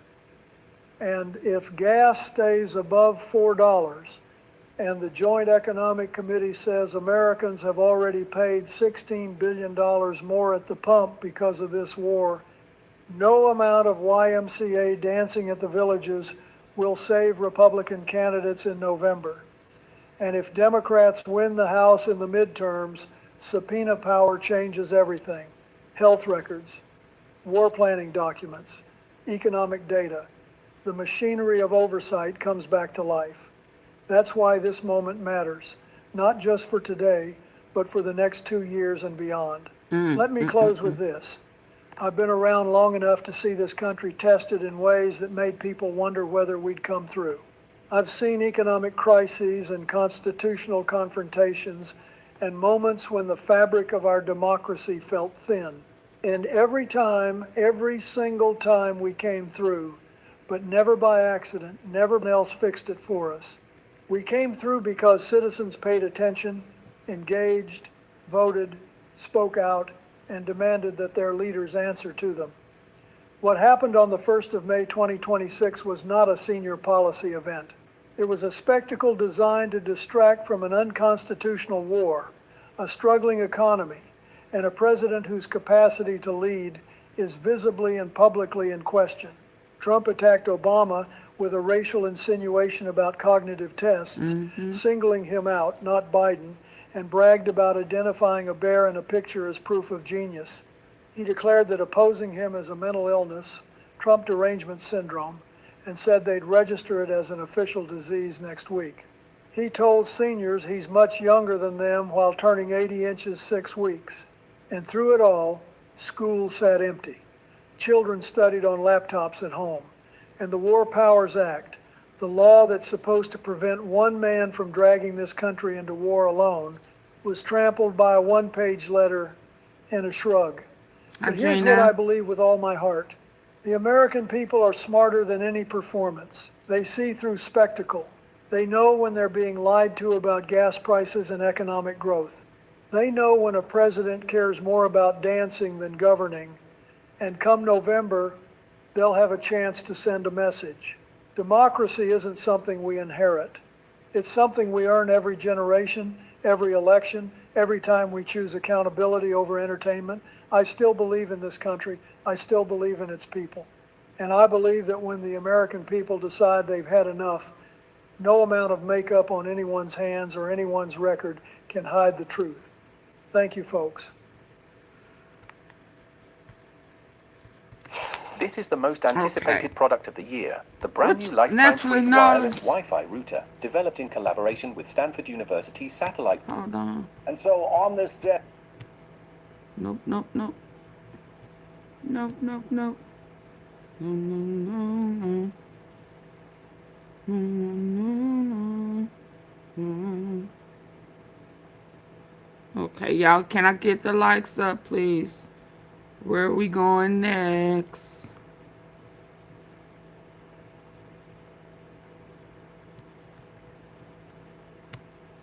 A catastrophic Sunday as Iran has issued. Donald Trump is having a catastrophic Sunday as Iran has issued yet another warning. Iran says, here's what you need to realize, Donald. Donald Trump ready? is having a catastrophic Sunday as Iran has issued yet another warning. Iran says, here's what you need to realize, Donald. The room for U.S. decision-making has been narrowed. Either choose an impossible military operation, go for it, make our day, do a ground invasion, or make a very bad deal that Iran will be able to entrench its power. Make your decision, Donald, but time is ticking, and we are not going to be backing down. In fact, one of the videos that are surfacing this morning as well are these mass fuel smuggling convoys spotted from Iran to Pakistan, and you'll see hundreds, if not thousands, of pickups and motorbikes hauling cheap Iranian fuel. Remember how we've been reporting on the Midas Touch Network that and you'll see hundreds, if not thousands, of pickups and motorbikes hauling cheap Iranian fuel. Remember how we've been reporting on the Midas Touch Network that Pakistan had been helping to open up these convoy routes? Well, we're seeing them right here. Now, what is Donald Trump doing with all Do y'all see this? Hundreds, if not thousands, of pickups He thought and motorbikes he was stopping something? cheap Iranian fuel. Remember how we've been reporting on the Midas Touch Network that Pakistan had been helping to open up these convoy routes? Well, we're seeing them right here. Now, what is Donald Trump doing with all of this taking place? Of course, Donald Trump is attacking NATO. He's attacking Germany. He's attacking America's former alliances. Why? Because what else would Vladimir Putin want him to do? So here's what Donald Trump's been posting. I'm only going to show you a few posts, but it's been post after post like this. Trump tells German Chancellor Merz, fix your broken country. Moles pulling U.S. troops from Spain and Italy. Oh, wow, Donald. Attacking NATO, bold, courageous, strong. Makes Vladimir Putin very, very happy, Donald Trump. Man, y'all, he's so all up alliances. Why? Because what else would Vladimir Putin want him to do? So here's what Donald Trump's been posting. I'm only going to show you a few posts, but it's been post after post like this. Trump tells German Chancellor Merz, fix your broken country. Moles pulling U.S. troops from Spain and Italy. Oh, wow, Donald. Attacking NATO, bold, courageous, strong. makes Vladimir Putin very, very happy, Donald Trump. Then Donald Trump also posted this. Trump administration to withdraw thousands of troops from NATO ally Germany, Pentagon says. And these are articles from like Trump's propaganda media outlets like Breitbart. Well done, Donald. Great headline. You are attacking our NATO alliance. And now our NATO alliance is doing things like buying the Bombardier Saab planes instead of American planes. They are, moving away from the United States. And in fact, NATO said they're not even going to hold any more meetings with the leaders of the countries in NATO until 2029 because they don't even want Donald Trump to be there. They're ghosting him and don't even want to hold meetings because he's too much damn drama. So after Donald Trump's making post after post, what else is he doing this morning as his regime is in collapse? Lowest approval in American presidential history. Thank you, Belinda. Really ever? Worse than Nixon, than when Nixon resigned. And Donald Trump's approval amongst independents on things like quality of living, it's like 12%. I mean, this guy is an absolute free fall and collapse. You have a major bankruptcy of Spirit Airlines that the Trump regime is trying to blame on Biden. If Biden would have allowed the merger between Spirit Airlines and JetBlue in 2022, there would not have been a bankruptcy in May of 2026, even though the Trump regime said they were going to bail Spirit Airlines out, and Donald Trump is out there spending $100 billion on an Iranian war that's raising the jet fuel prices. You're blaming Biden for something in 2022. You want to know what would have happened if JetBlue and Spirit Airlines merged in 2022 and you fast forwarded right now with this catastrophic war? Both would have went bankrupt. The combined entity would have went bankrupt because you would have had a contagion in it that would have spread. And by the way, bankrupt JetBlue may themselves. go bankrupt very soon. A lot of these low-cost airlines are on and the their verge of reviews being was bankrupt. horrible. And if you know the domino effect of bankruptcies in these areas, especially as a result of the catastrophic war, causing fuel prices to double, triple, perhaps quadruple, you know that when you see something like Spirit Airlines happen, it's often a sign of other bankruptcies to follow, with the weakest link falling first. So everybody stay tuned, because I expect by the end of this week, we're going to be hearing about other low-cost jet companies, airplane companies saying that they're going to be declaring bankruptcy or a bailout is needed. $2.5 billion. Just watch. It's pretty clear if you just look at the data. All right, so Trump sends his stooges, his sycophants from the regime on the various shows. For example, you had Kevin Hassett, Donald Trump's national economic advisor. Background on this guy, he's wrong about everything, always. His entire career has been a loser. He's been a reject from the kind of economics community. He's been shunned, but that's how you get promoted in the Trump world. And why is he shunned? Not just because he's a weird dude, but because he's wrong about everything. He was telling everybody, buy, buy, buy, right before the dot-com boom crashed. He was the guy saying, now's the time to buy. Next day, everything crashed. He wrote books about it, and then everything crashed. So he's apparently talking about the unlawful war right now. He doesn't call it that, though. But he goes on Face the Nation, and he's asked, so, a blockade is an act of war. So we're still at war, aren't we still at war? Watch what he says. Here, play this clip. You said the blockade is still on. A blockade is an act of war. Are we at war with Iran? Iran shut down the straits. Right. And the only ones they were letting through were Iranian ships, and President Trump didn't think that was acceptable. So we are still at war with Iran. I don't know what the definition of war is when we're not shooting and we're negotiating. Are you and stuttering? they're under a lot of pressure. What? So we are still at war with Iran. I don't know what the definition of war. Do not know what the definition of war You said is. the blockade is still on. A blockade is an act of war. Are we at war with Iran? Iran shut down the straits. Right. And the only ones they were letting through were Iranian ships, and President Trump didn't think that was acceptable. So we are still at war with Iran. I don't know what the definition of war is when we're not How shooting. do you not know what the definition of war is? Why are you skip and hopping? Skip and hopping. What in the world? You don't know what the definition of war is. So we are still at war with Iran. You know what? I don't know what the definition of war is when we're not shooting and we're negotiating, and they're under a lot of pressure. Then you have Treasury Secretary Scott Bessent on the morning shows, and he's asked on state regime media, which calls itself Fox. So, do you think Americans really want to know this, Bessent? Do you think oil prices will be lower before the midterm elections? Do you think oil prices will be lower? He ignores the question. He's like, well, the futures market is getting much better. First off, that's not true. The spot price right now is ridiculously high, which is not the futures, the current price. And then he goes into this weird thing about Baghdad Bob. And he's like, you know, the Iranians remind me of Baghdad Bob. Remember, he would say we're winning, that Iraq was winning, and they would be losing. Your Baghdad Bob buddy, Trump's Baghdad Bob buddy, your whole regime has turned the United States into basically a bunch of damn Baghdad Bobs. That's who you are. It's always confession with these people and projection. Here, play this clip of Bessent. Let's play it. Oil prices will be lower before the midterm elections?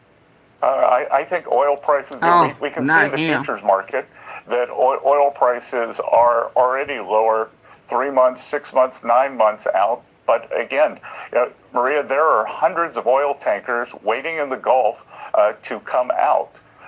The U.S. is only blockading Iranian ships, and we will see. I wouldn't be surprised if we don't see more of those ships coming out. The Iranians, it reminds me that they're kind of like the Keystone Cops here. It reminds me of Baghdad Bob. Back during the Iraqi war, you had the guy kind of spouting nonsense while the tanks were driving around behind him. And then they bring on Todd Blanche, Donald Trump's acting attorney general, who's been bringing all of these frivolous criminal cases. I mean, this guy's trying to out Bondi, Pam Bondi. And here he is saying, look, the real reason why we need voter ID is because when everyone goes into a restaurant and you eat dinner, you have to show the waiter your ID. So if you have to show the waiter your ID when you eat dinner, we need voter ID as well. Who shows the waiter their ID when they eat dinner?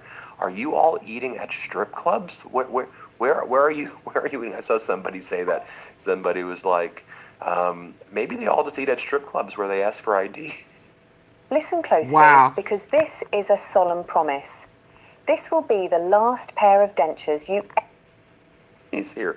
Play this clip. Is that there's a lot of things that we can be doing. Like this is voter a joke. ID. Like every time you walk into a restaurant or a club, you have to show your ID. How about you have to show your ID to vote? That's not anything that's crazy, and that's what we should be talking about. Certainly one of the votes on Capitol Hill right now. Then Attorney General Todd Blanche tells Kristen Welker that individuals selling 86 merchandise, 8647 merchandise, or using it, they're not going to get arrested.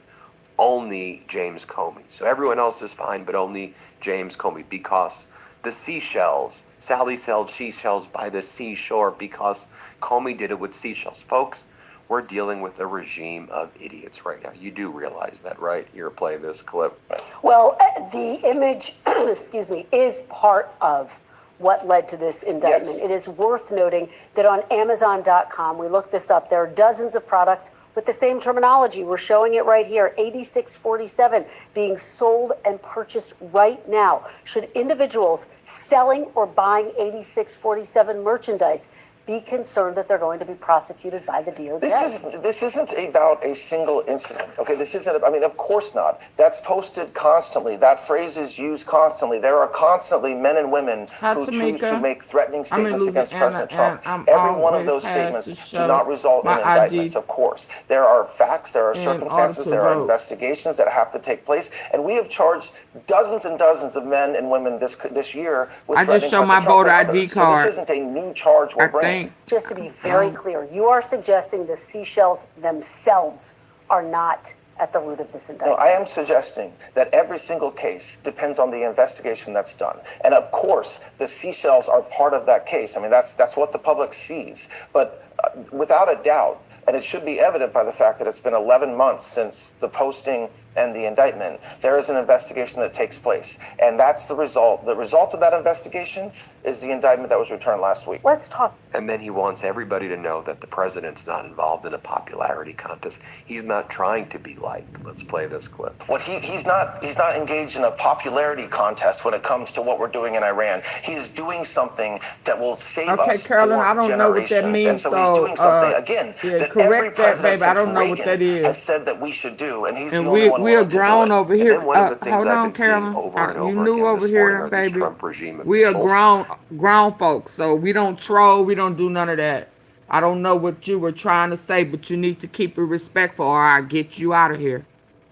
Yeah, maybe this is not the place for you. All that rude and disrespectful stuff.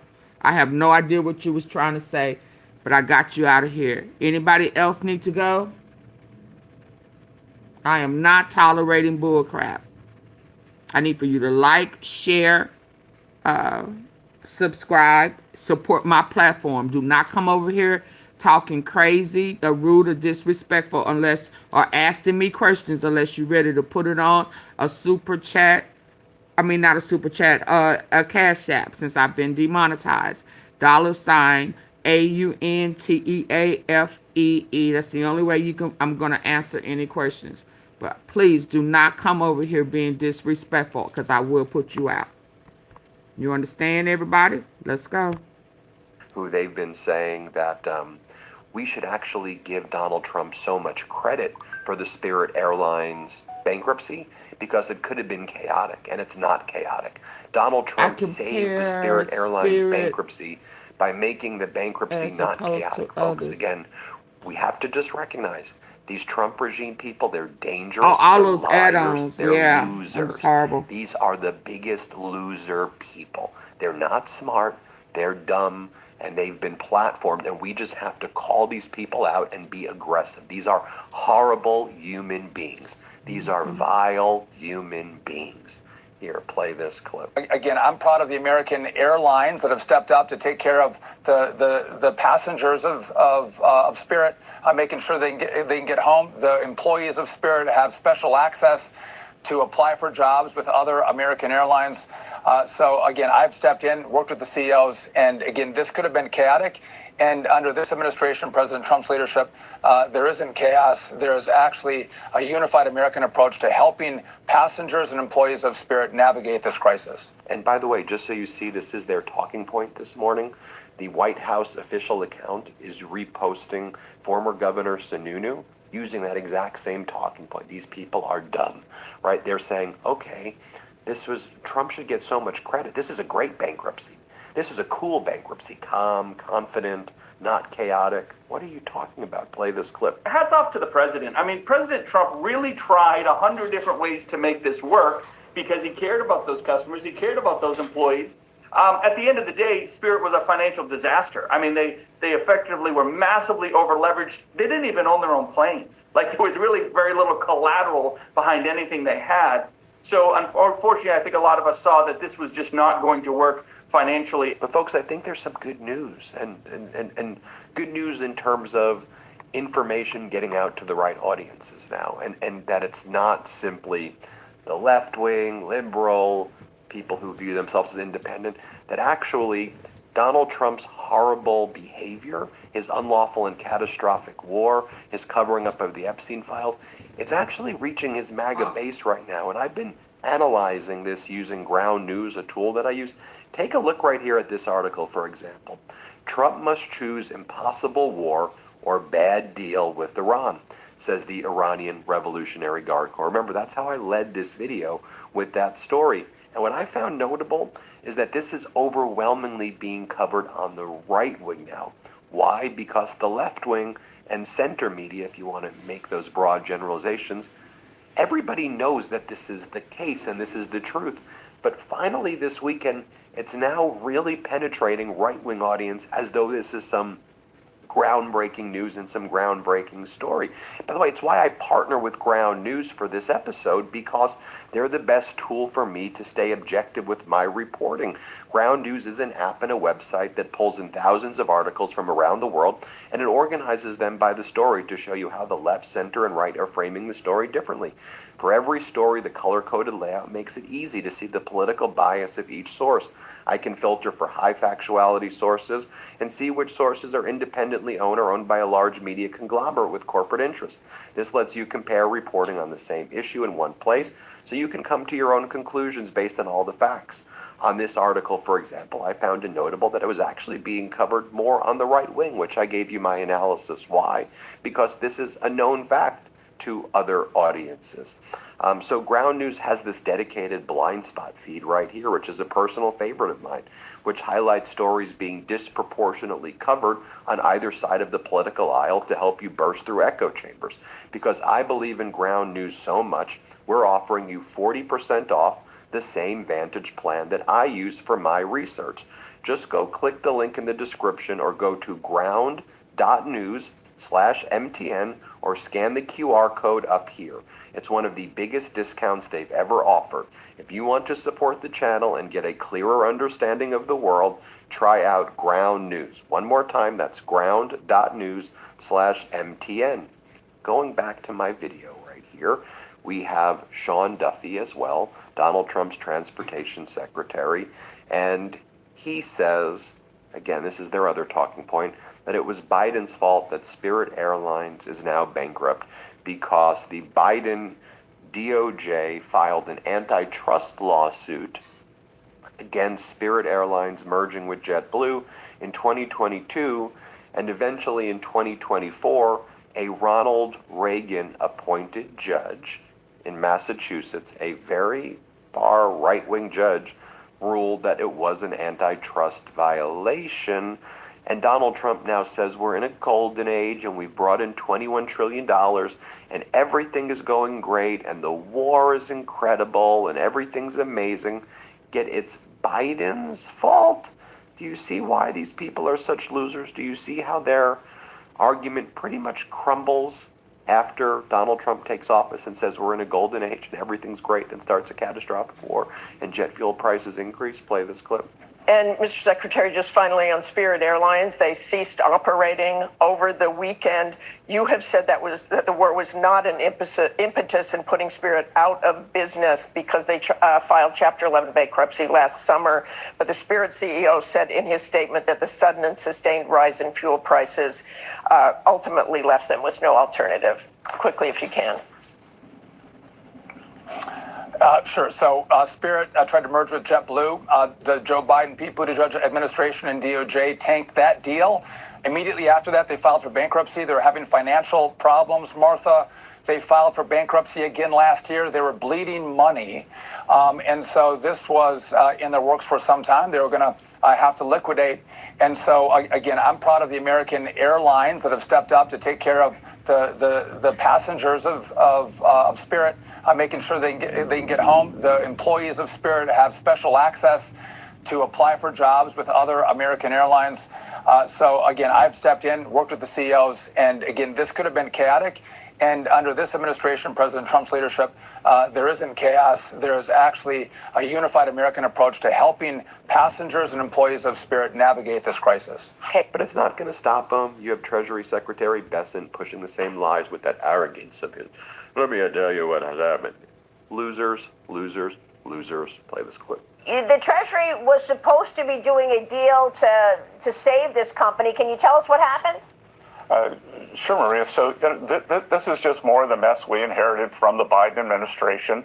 In September 2022, Elizabeth Warren, who loves to write letters, sent a letter to the Justice Department, to the Transport Department, saying that they should oppose the merger with Spirit Airlines. JetBlue wanted to buy them for $3.8 billion. It would have given them much more resiliency. And she and the Transportation Secretary Pete Buttigieg is probably the worst transportation secretary in history when he came to the office. They were against the merger, and Sorry. JetBlue had merged with Spirit, we would have all these jobs that were lost yesterday. We had 30 regional airports who have lost service. And I can tell you what happened here. It wasn't Treasury, it was Commerce that was trying to put something together. But the reason we were here was because the Biden administration opposed the merger. We shouldn't have been here in the first place. Well, Elizabeth Warren was complaining about it on Twitter. I know that. Then, by the way, you have Jeanine Pirro, who used to be the Fox host, who's now the top federal prosecutor in Washington, D.C. Why? Because this is a regime of psychopaths, and that's what they do. There's no actual valid reason for this at all. These are people who should not be anywhere near these positions, but we're fighting back together. And so she says, look, the Supreme Court lets us launch criminal investigations and grand jury investigations based on rumors. So we're going to criminally investigate people based on rumors. What? So you're just admitting it. Donald Trump makes social media posts, starts a rumor, and then you build grand jury investigations based on rumors. She's saying it out loud. Here, play this clip. The United States Supreme Court has said, I can present evidence based upon or open an investigation, suspicion, and rumors. I can start an investigation based on that. A judge has stopped me from doing that. And therefore, the only way to get evidence, the only way to find out what happened is through the Inspector General. And I spoke to Michael Horowitz and I said, I would like this in short order. You have the ability to talk to witnesses. I have been foreclosed from doing that. And we continue to litigate the issue. And then finally, back to Kevin Hassett, Mr. Wrong, the guy whose whole life getting everything wrong, outcast, who's now the head of our national economic policy. He says, he's asked, Bank of America, Goldman Sachs, they've made some significant projections that this catastrophic war, the higher gas prices, any purported tax benefit that you think Americans are getting from your bill, with Americans are paying far more money in gas. So these are top economists. You agree? You agree? Oh, no, I don't agree. I don't agree with anything. I don't agree with anything. You're playing. With them. But so we're going into week 10. I'm wondering what economic modeling you have done here, because the president had originally said the war was going to last 4 to 6 weeks. We are now at the national average gas price of $4.45 a gallon. Can we end the conflict without taking back the Strait of Hormuz? Well, what's going on right now is that we're doing an all-of-the-above approach to get energy to Americans and increase energy production around the world. And I think if you look out into the future, what people are saying, so as an example, we waived the Jones Act. The price in the U.S. is $10 a barrel less than it is in the world, and in the world exchanges. And all the West Coast was buying world price of oil, but now they're buying U.S. price of oil. So we've made an enormous number of strides to reduce the short-term disruption. Well, the Bank of America came out with a report this week that says the gas price spike has cost consumers $19 billion.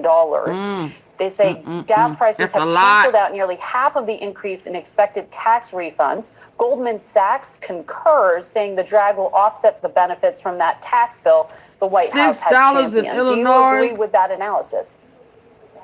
No, that analysis is incorrect. Oh, my God, Margarita. Let me know what you think. Hit subscribe. Let's get to... Oh, my God. All because of the...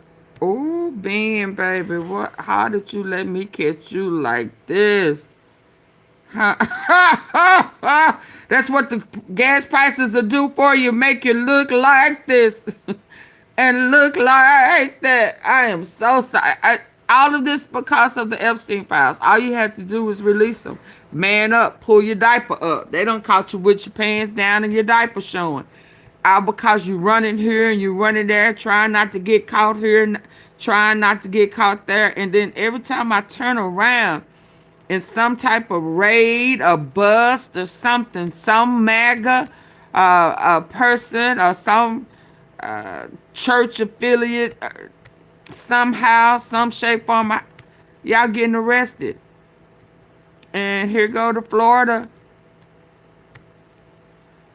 A MAGA influencer. You want to receive Lord, crystals every month not a MAGA influencer and friends. Is he MAGA influencer? Let's guess. Is he a friend Let's take a vote. Let me set up a vote. Is he affiliated with Donald Trump or not? Before we play it, y'all wanna play this? Let's do a poll. Y'all wanna do a poll? Is this, or y'all just want me to play it? Will he be affiliated with Donald Trump or not?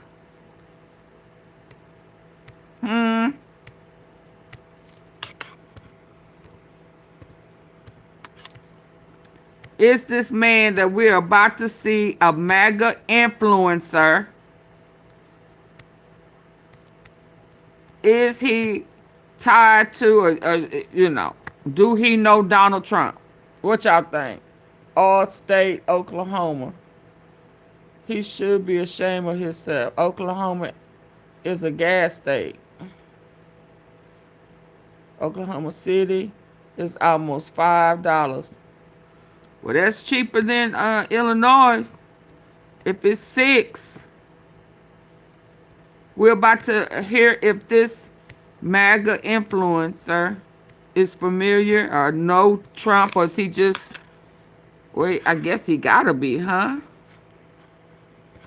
Every time I turn around, it never fails. Let's go. Get the likes up, y'all. My likes have not moved. I don't need a crowd. God hears me clear. I don't have to be loud. Oh, Every step I take, he's ordering my way. Even in the quiet, I can hear. Hold on. 2 hours in. 2 hours and 3 minutes in. I need y'all to get the likes up. I'm gonna have to shut it down at 10:47 p.m. I'm not gonna be up all night trying to bring y'all the tea, and y'all playing with me. Ooh wee, man. There's Craig Longley arrested. Craig who? Then there's Craig Longley arrested. He's 41. Some of you may recognize him. He's an influencer. He also. Then there's Craig Longley arrested. He's 41. Some of you may recognize him. He's an influencer. He also owns Craig Long Fitness in Tampa. A fitness? Then there's Craig Longley arrested. He's 41. Some of you may recognize him. He's an influencer. He also owns Craig Long Fitness in Tampa. He was seeking the services of a prostitute. Did I tell you that he's married? Oh, Craig. That he's got 120. Craig. Craig. Then there's Craig Longley arrested. He's 41. Some of you may recognize him. He's an influencer. He also owns Craig Long Fitness in Tampa. He was seeking the services of a prostitute. Oh my. Did I tell you that he's married? That he's got 125 followers on Instagram, 568 followers on TikTok. Oh, he ain't that popular. Well, I'm going to give you. Was seeking the services of a prostitute. Did I tell you that he's married? That he's got 125 followers on Instagram, 568 followers on TikTok. Well, I'm going to give him some content for his social media today. Oh, well, let's go. He was a previous felon who straightened they got him up in Florida. Really what we want to see in life. Now he's an influencer. You know, he moves in big circles, even with the president. This is a photograph with the president.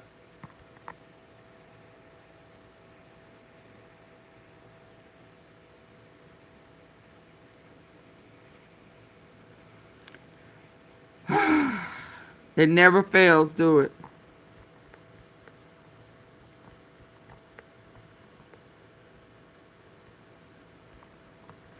He is associated with Donald Trump, and he was hit in a sting. Married man. There's a photograph with the president and his son not long ago. Now, we like to see people who make mistakes early in life, and he had a long history straighten up. We like the fact that he likes the cops. Heck, he liked them so much, he got caught up in a sting and got to be up and real close with the cops. We asked what his attitude was. They said, oh, he had a great attitude. He appreciates law enforcement. Well, there you go. Got arrested in the human trafficking sting. Human trafficking. Influenced that for a while. And I want to get you right back into some of the big stories that we are covering. Viewer discretion advised as we head over to Florida. That is where a man at Polk County in Florida was arrested during an undercover operation that focused on child predators. The Polk County Sheriff's Office and several law enforcement agencies launched a week-long undercover investigation, Operation Child Protector, that focused on child predators. Now, it started April 20th and, of course, April 30th. Detectives worked with investigators from several different offices, police departments, and the Florida Department of Financial Services Criminal Investigations Division to arrest 19 suspects. We actually heard from Polk County Sheriff Grady Judd as he talked about all of this, and I want to play that for you here on Live Now from Fox. Again, viewer discretion is advised.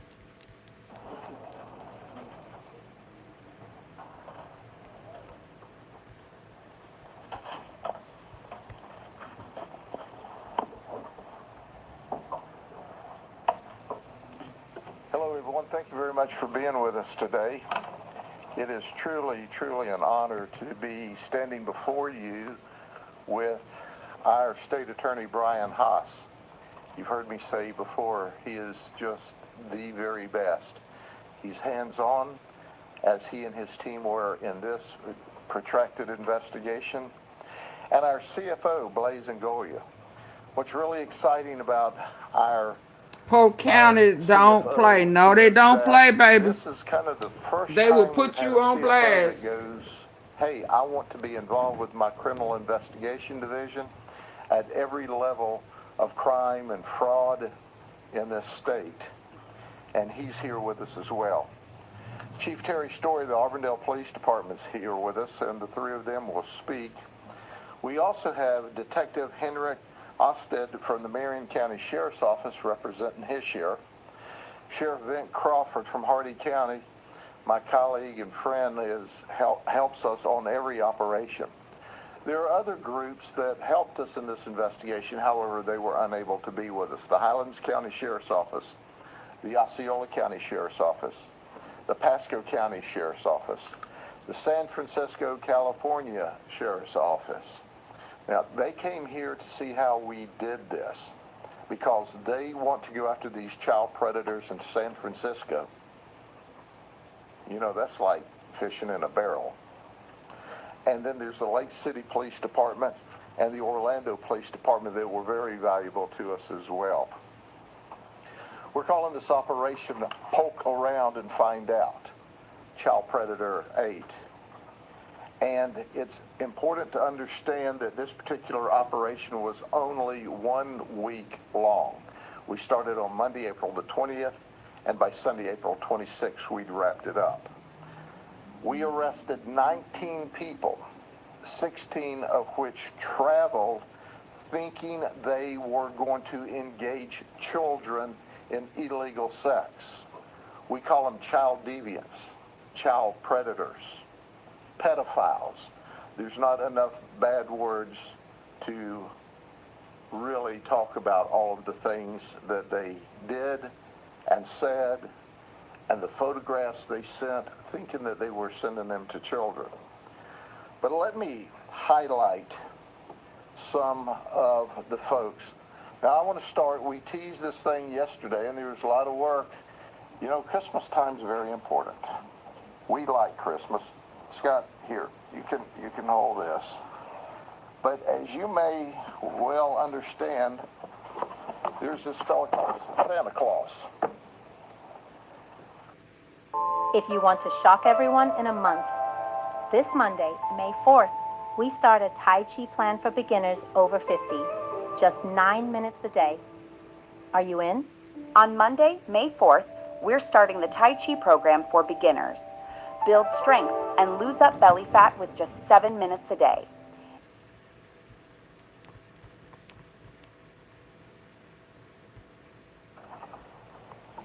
And we arrested Santa Claus.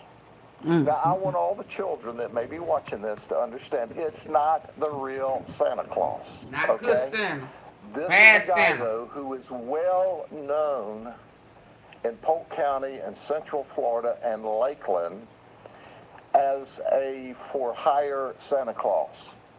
In fact, one of our NGOs that was working with us said, "Oh my goodness, I've already booked him for a party next Christmas." Nah, that's over with. But it's scary because this guy was well respected in the community. In fact, here's a picture that he took with me at a Rotary meeting just a little while ago, a couple of weeks ago, 2 or 3 weeks ago. He was very active in our community. And then, of course, you've seen the picture of the Lakeland Christmas Parade. For those not from the area, the Lakeland Christmas Parade is a big, big, big deal. The Junior League puts this on every year, and it is top quality. Mr. and Ms. Claus, we have fogged her out of this picture, are in this. For at least the last decade, he was Santa Claus. No worries. He's not going to be Santa Claus this next year. But who is this guy that hides behind this mask as Santa Claus? While he has these sexual proclivities to batter children and in fact traveled to a location thinking he was going to have sex with a little girl. His name is Tom Hicks. He's 68 years old. He works for Tri-County, a mental health and drug addiction group, in marketing. He's a preacher, I'm told, of 40 years. He is a professional Santa Claus. He is well regarded in the community. Detectives working the operation this last week showed me a photograph of his children sitting on Santa Claus's lap while he and his wife stood next to them. Thousands and thousands and thousands of children have sat on this guy's lap thinking he was Santa Claus, when in fact what he was a child sex predator. So what did he do on this occasion? Our colleague from Marion County was the undercover and did a really remarkable job. He responded to an ad online and he said, "Hey, I'm looking to have sex with a 13-year-old child, a little girl." And he thought he was talking to the father of the child. Well, he was talking to our undercover detective. And he said, "I just want to have 1 hour's worth of sex, and I'll pay $200. And then he asked the father, "Do you want to be in the room, or are you going to be in the room while I have sex with your daughter?" And they said, "No, not really." He said, "Well, don't worry, I'll be gentle. I'll be real gentle. I'm kind of old, and I'll be really easy with her." Ladies and gentlemen, that's how dangerous these people are. So how about his criminal history? Zero criminal history. How about the remorse he showed when he was arrested? Zero remorse when he was arrested. The only thing he was concerned about was his reputation as Santa Claus. Interestingly enough, after our investigation's over with, we embed Chris Hansen, and you remember him from the old To Catch a Predator day. He has a program, and he goes with undercovers across the nation. He was with us. Tom Hicks talked to Chris for 40 minutes and told him some really remarkable things. Well, I understand Chris is supposed to be on Jesse Waters tonight, and he'll probably share more details with you there or either on True Blue. But I want you to understand that the person behind this happy face is a deviant. He's a pedophile. And we have presented felonies to our state attorney and his ace #1 team, and we will do our best to keep him locked up in prison for the rest of his life. And we're broadcasting this today because, in addition to that, if by some chance he were to get out in the future, we want to make sure he is no longer a Santa Claus. I talked to the real Santa Claus today, and he's pissed. I just want to let you know. Santa Claus said, it's people like that that give me a bad reputation, and here I spend all this time going all around the world delivering presents to wonderful little boys and girls. Sheriff, I'm glad you got him locked up. My wife stopped trusting me because I never do the things I say I'll do. She just does everything herself now. I finally found out why. The kitchen light has been out for 3 weeks. Yeah. My wife asked me to change it on day 1. She reminded me on day 4. Right, yeah. She stopped reminding and changed it herself on day 7. I was home the entire time. She told her sister I was lazy. I heard it through the wall and I didn't argue because I thought so too my whole life. But here's what I could never explain to her or anyone. I desperately want to do these things. The motivation is right there in my head, but my body just won't follow. I'm exhausted at even the thought of starting, but I can scroll my phone for hours, no problem. And I can't explain that to anyone without sounding lazy. I have whole notebooks full of plans. The plan was never the problem. The plan was never the problem. I just can't make myself do the plan. And every night I go to bed thinking tomorrow will be different, and it never is. And the shame that comes with that when everyone around you treats you like you're lazy and irresponsible, trust me, I don't want to be like this. I always felt like something was holding me back, like an invisible wall between me and everything that actually matters. Well, I just never knew what it was. Then I found a quiz that finally gave me an answer. Executive dysfunction, which means the connection between wanting to do something and actually doing. Are we moving on? Predators are always near their prey. Yeah. I just wish they would prey on each other. Why they can't, engage with one another since they have like minds. Who was big? Rock, gone.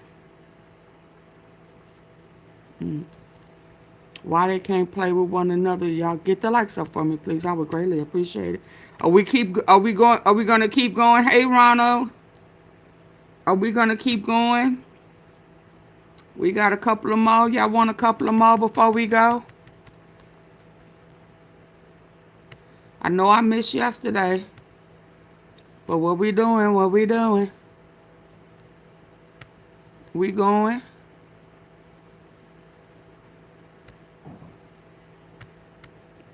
U.S. respond to Iran proposal. Let me see what I already got. What we doing, y'all? What we doing? I'm pressing my way. I'm pressing my way. She agrees to test. Oh, no. Judd Eastman, just to name a few, who lost their... Well, look, I think it's obviously very interesting that after defying the subpoena for 2 weeks with no communication to our committee or to Democrats, we've reached out multiple times, no communication from oversight Republicans, 45... Well, look, I think it's obviously very interesting that after defying the subpoena for 2 weeks with no communication to our committee or to Democrats. We've reached out multiple times, no communication. Well, look, I think it's obviously very interesting that after defying the subpoena for 2 weeks with no communication to our committee or to Democrats, we've reached out multiple times, no communication from oversight Republicans. 45 minutes after we filed contempt charges against Pam Bondi, they finally announced a date. All it took was a threat of contempt, and former Attorney General Pam Bondi has finally agreed to testify in front of the House Oversight Committee about the Epstein files. How convenient. But you know what? That's exactly what we wanted. So I'm glad that when we fight and push for justice and the truth, we can actually get results and move this investigation forward. This is exactly what we have been demanding, which is that Pam Bondi adhere to the legal subpoena to testify under oath in front of the Oversight Committee. This is someone that oversaw what her boss called a hoax, someone who said the files were on her desk. 50% of the files she never released. And so these are questions that have to be asked. The survivors themselves want answers from Pam Bondi and why she's been involved in what we believe is a massive White House cover-up. And so we're glad she's coming in. It's unfortunate that we had to force Republicans and Pam Bondi to appear with contempt charges, but we'll do whatever it takes to get to the truth. Pam Bondi, she has a lot to lose when she goes to testify in front of the House Oversight Committee, and that may very well be why it took a threat of contempt to make it happen. As we know, during Trump 1.0, the only people who really faced any consequences from his lawlessness were the lawyers around him. Rudy Giuliani and John Eastman, just to name a few, who lost their law license. This is their careers. This is what they've had their entire life for. Lost because John Eastman, just to name a few, who lost their law license. This is their careers. This is what they've had their entire life for. Lost because they lied to the court or were fraudulent to the court about the 2020 election being stolen. Well, Pam Bondi knows that when she goes to testify, that yes, she also subjects herself to perjury charges, and yes, she also subjects herself to criticism from the American people or displeasure by Trump, but she also has the Bar Association watching her, and if she's fraudulent or if she misleads the public, then she can lose her law license also, because she can be seen as somebody who should no longer have a license, who is not following through with the professional ethics and responsibilities of a lawyer. Lindsay Halligan, after all, who was just a short time appointed by Trump, is facing consequences in Florida, her bar license looked into. So Pam Bondi has a lot to lose. She knows that, and Trump knows that, and perhaps this is why he fired her seemingly out of the blue, but a short time before she was meant to testify. And sure enough, the DOJ then said she didn't need to testify anymore because she was no longer the Attorney General. Then we had Melania go out and say that we should hear from the victims, which seemed strange, but made a little bit more sense when then Trump came out and said, yeah, the only people who haven't ever testified under oath are the survivors. We need to hear from the survivors, seeming to pivot the attention from the fact that the players in the mix, like Pam Bondi, who oversaw the investigation and the mishandling and the withholding of evidence for so many months, who was in fact in charge of it, didn't want to testify. But sure, let's point the finger at the survivors who have said, you have more than enough information because we have given you information all these years. Why don't you at least release that before you ask us to re-traumatize ourselves by speaking about our trauma again and again when we've done it in the past and nothing has happened? Because the fact is that the survivors have testified. They have testified to law enforcement. Lying to law enforcement is punishable by a felony. They've also testified under oath in civil lawsuit depositions. The person who hasn't testified is Pam Bondi, and she tried very hard to get out of it.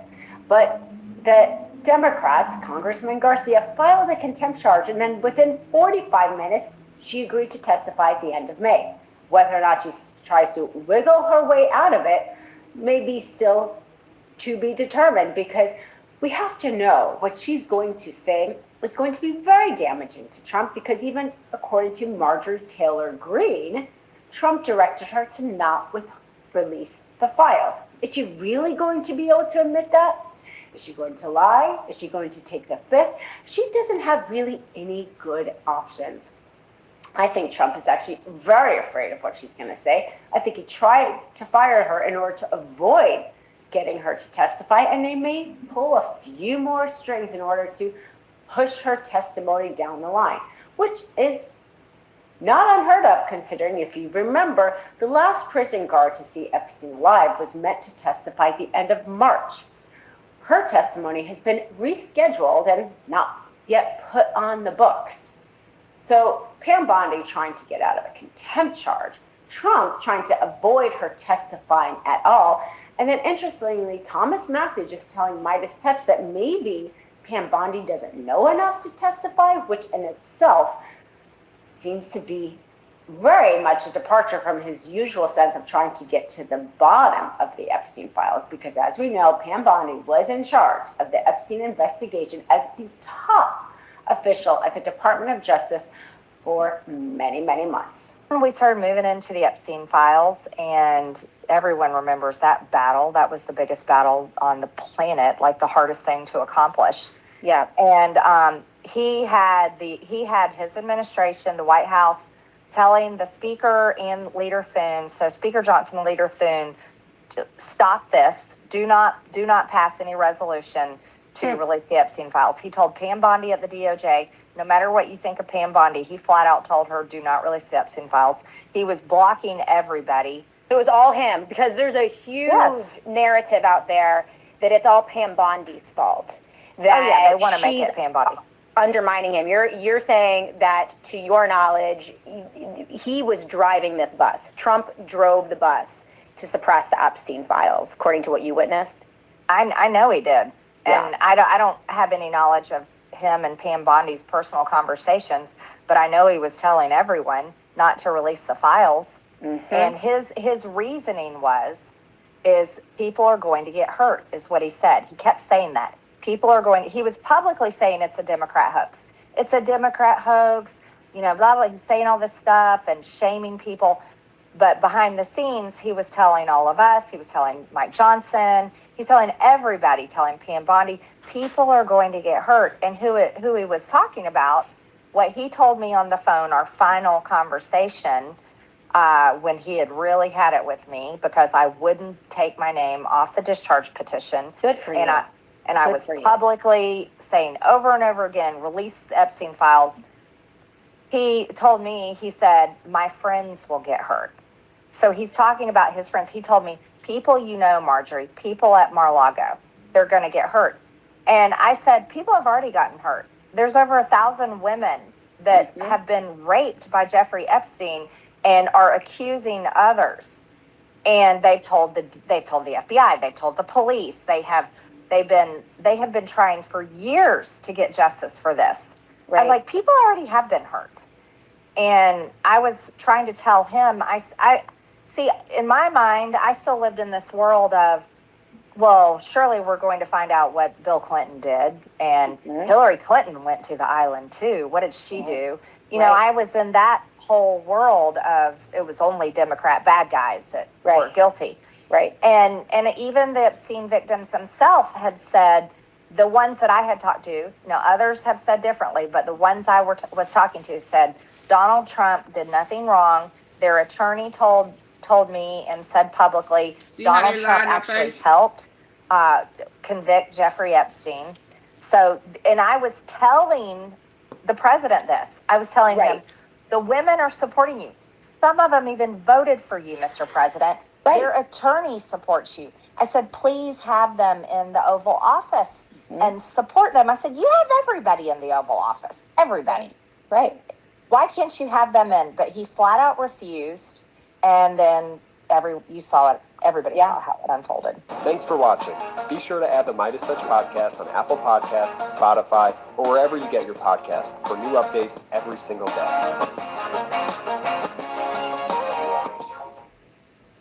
Vistaprint prints everything to get your brand in front of your fans, like t-shirts, water bottles, and totes, so everyone can gift it, work in it, and take it.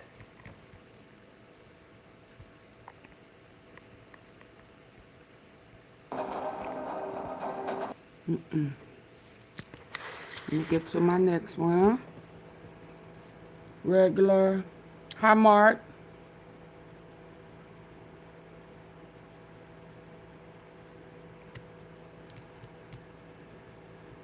What is this?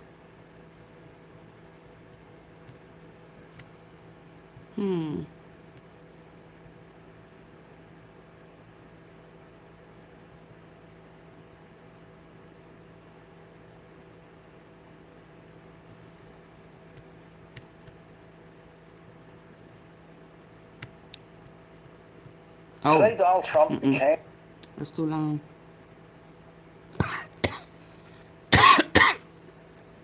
Excuse me. The scramble in Louisiana to delay its May primaries is not an isolated administrative hiccup. It's a revealing moment in a broader shift. Hold on. I need to research that one.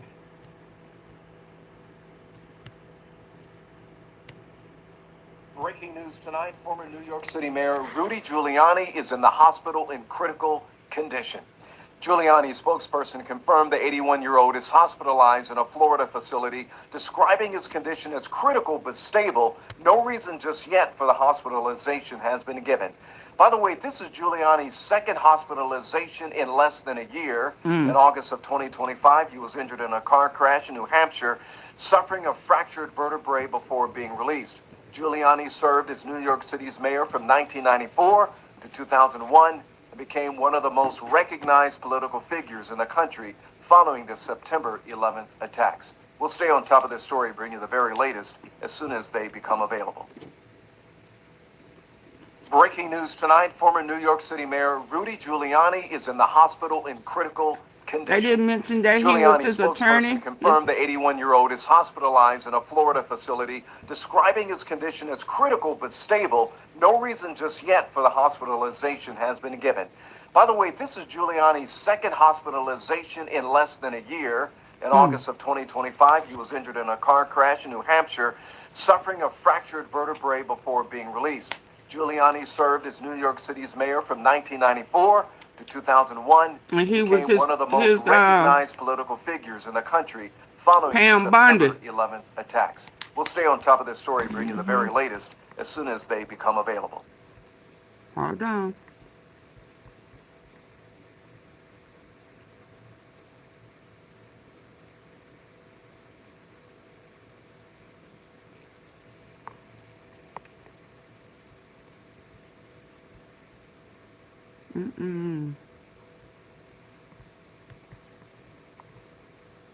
What?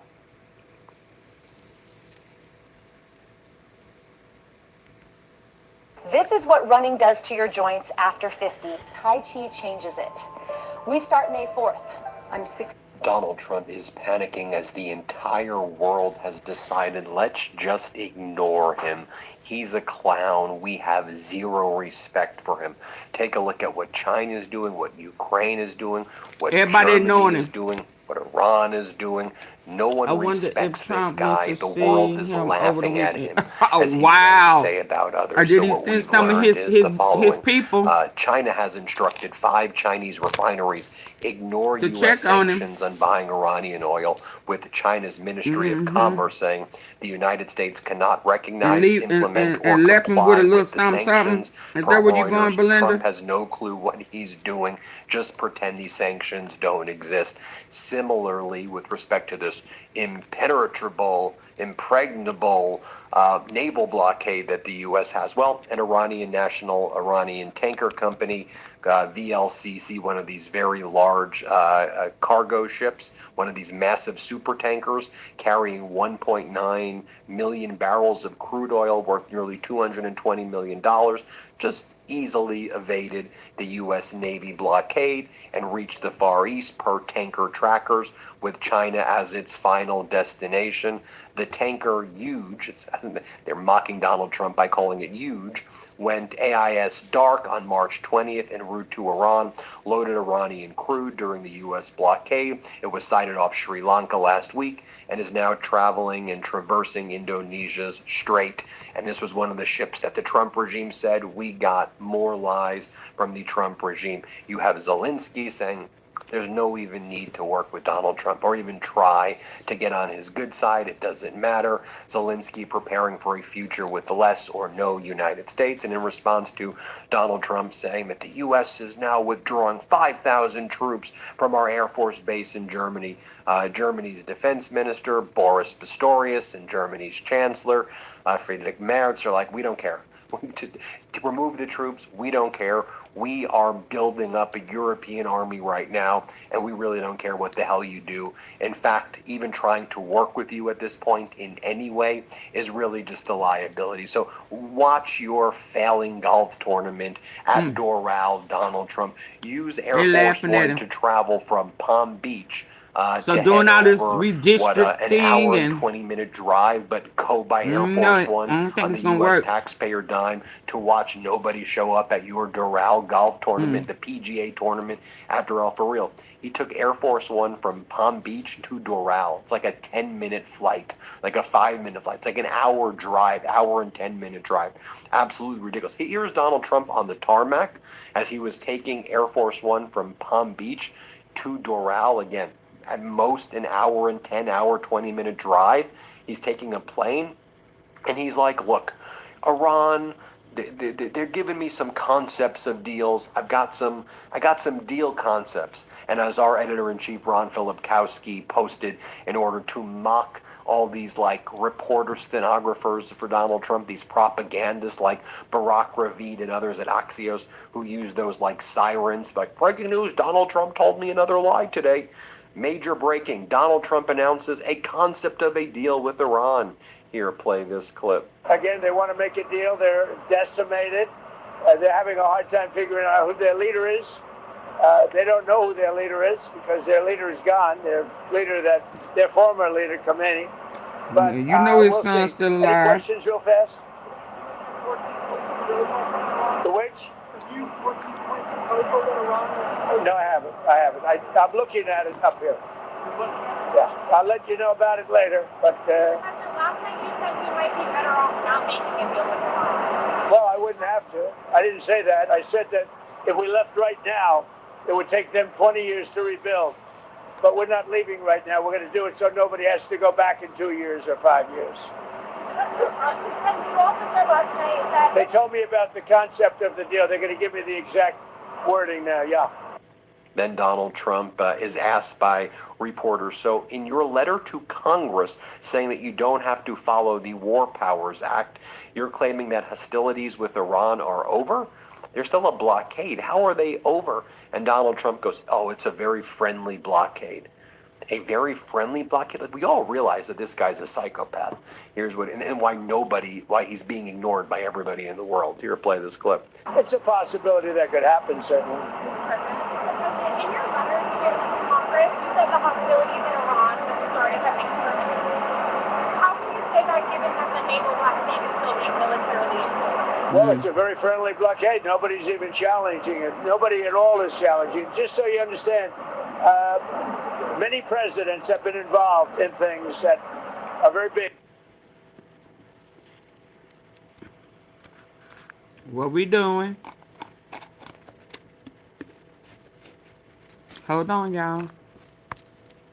Hit the like button. Let me refresh.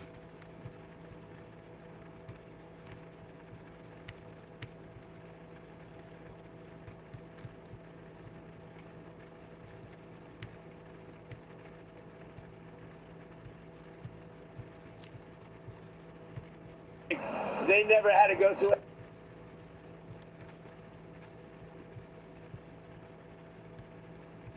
Let me refresh. Okay, so it's saying my internet. Hold on.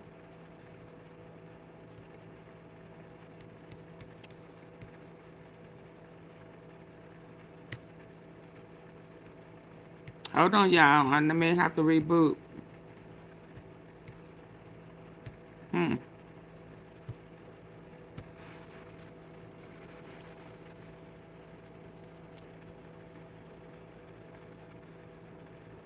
Hit restart, refresh. It's restarting.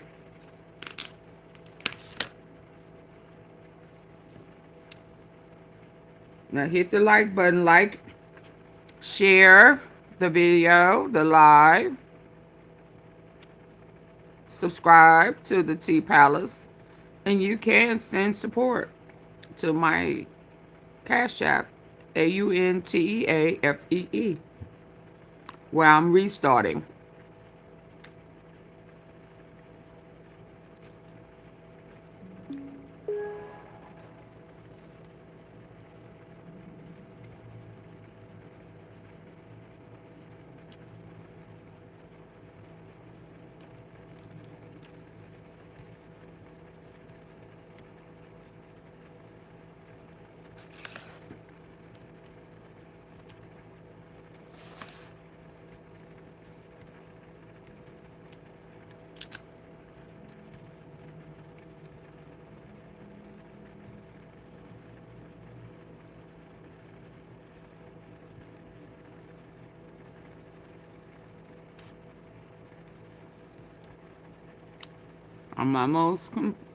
It's almost all uploaded.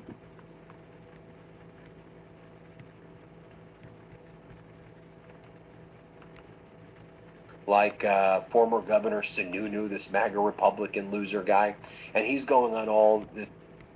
Never thought about becoming a teacher? Now is your chance to the program Teachers of Tomorrow, where you can become a certified teacher through an alternative teaching program. It is one of the. Trump told me another lie today.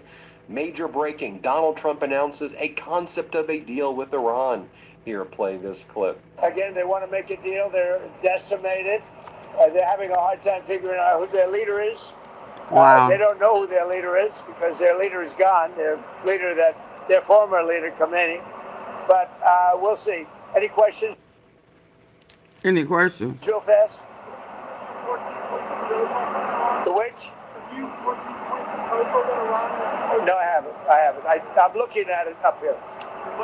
Yeah, I'll let you know about it later. But last night you said you might be better off not making a deal with Iran. Well, I wouldn't have to. I didn't say that. I said that if we left right now, it would take them 20 years to rebuild. But we're not leaving right now. We're going to do it so nobody has to go back in 2 years or 5 years.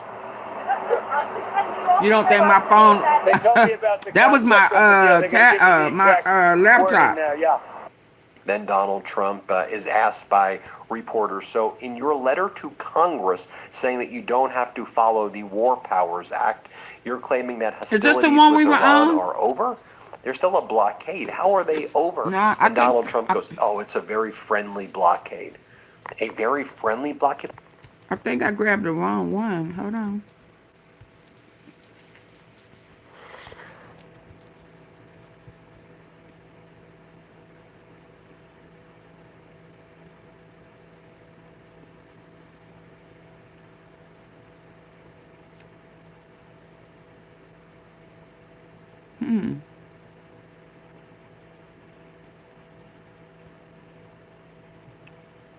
I guess this is the one I was on. We all realize that this guy's a psychopath. Here's what, and why he's being ignored by everybody in the world. Here, play this clip. It's a possibility that could happen, certainly. Mr. President, in your letter to Congress, you said the hostilities in Iran that started have been. Is this the one we were on? How can you say that given that the naval blockade is still being militarily enforced? Well, it's a very friendly blockade. Nobody's even challenging it. Nobody at all is challenging it. Just so you understand, many presidents have been involved in things. No, we've heard this is the old They one. never had to go through it.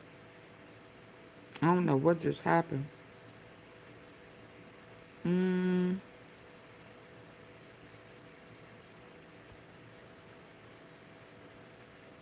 Oh yeah, no, this one the one we were on. We was on the one that says impeach him.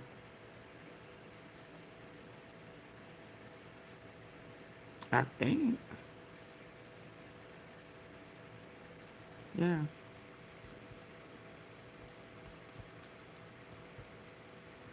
Hold on, y'all.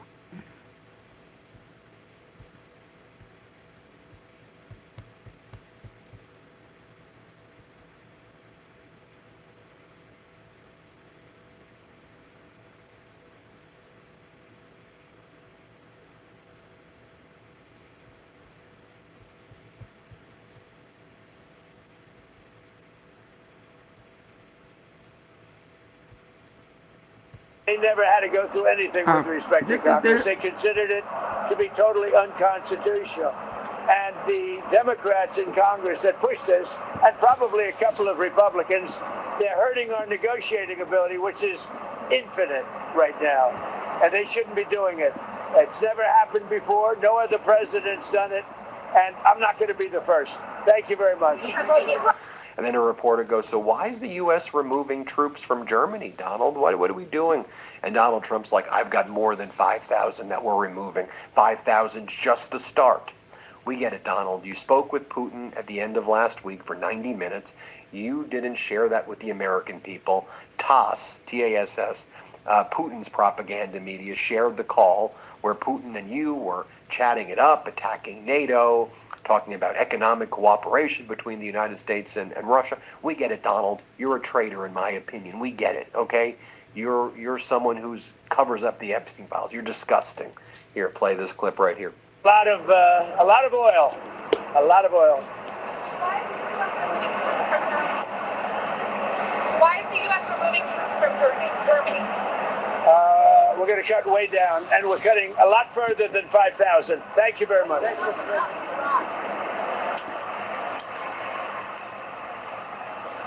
And by the way, so utterly pathetic. I mean, my heart goes out to all of these Spirit Airlines employees who are now out of a job. 17,000 Spirit Airline employees lost their jobs. 7,500 lost their jobs just basically overnight. Donald Trump said that he was putting together a bailout package, but the same way Trump bankrupted all of his businesses in the past, Donald Trump was unable to stop this bankruptcy as well. And then, like, everybody in the Trump regime is like blaming Biden from 2024. Dude, you're in charge. You said we're in a golden age and everything is great and everyone's so rich. You're the low-cost guy that you're bringing down prices on day one. Spirit Airlines went bankrupt because of the fact that this catastrophic war in Iran has caused jet fuel prices to double. It's like $4.90 a gallon right now, more $5 a gallon for jet fuel. That's why. That's what they said in their release when they talked about their bankruptcy. But now you have these Trump sycophants like former Governor Sununu, this MAGA Republican loser guy, and he's going on all this media. He's like, Donald Trump deserves to be applauded for the bankruptcy. He tried really hard. We're congratulating Donald Trump for failing now. That's MAGA, a bunch of damn grifters and damn losers. Here, play this clip. Hats off to the president. I mean, President Trump really tried 100 different ways to make this work. This is a repeat. Because he cared about those customers. He cared I about don't those know employees. what I was on. Hold At on. the end of the day, Spirit was a financial disaster. I mean, they effectively were massively over-leveraged. They didn't even own their own planes. Like, there was really very little collateral behind anything. Totally lost the culture. I mean, look at this losers, because they won the national championship. They're going seriously. Even Raiders rookie quarterback Fernando Mendoza. I ain't visiting the White House. I'm a rookie. I'm going to practice with my team because the Indiana Hoosiers, because they won the national championship, they're going to the White House. And Mendoza's like, yeah, I ain't going there because Trump has totally lost the culture. I mean, look at this loser. Look what he's posting all night. It's post after post. I'm not even going to read some of these. His post is like, so ironic that crying Chuck Schumer and Democrats are hiring sleazeballs like Barack Hussein Obama's crooked former Attorney General Eric Holder.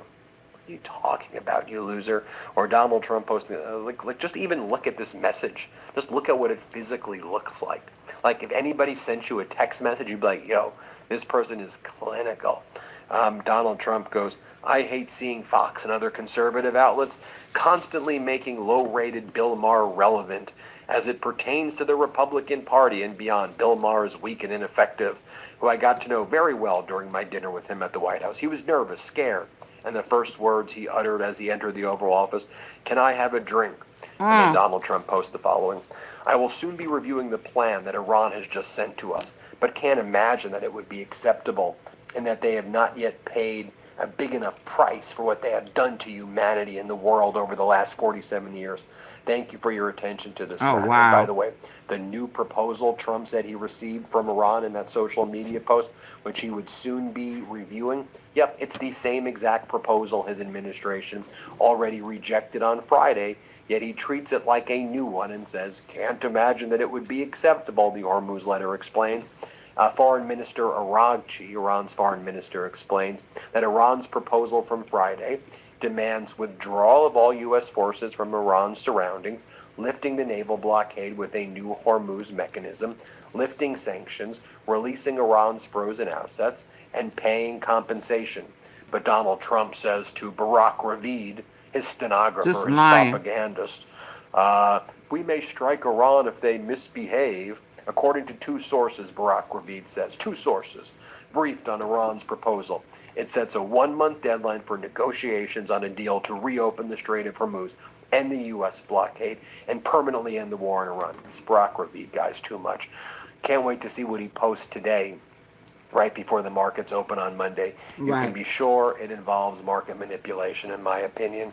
Then you had Donald Trump on the tarmac also saying that Trump claims he never said that he might be better off not making a deal with Iran. I never said that. I didn't say that.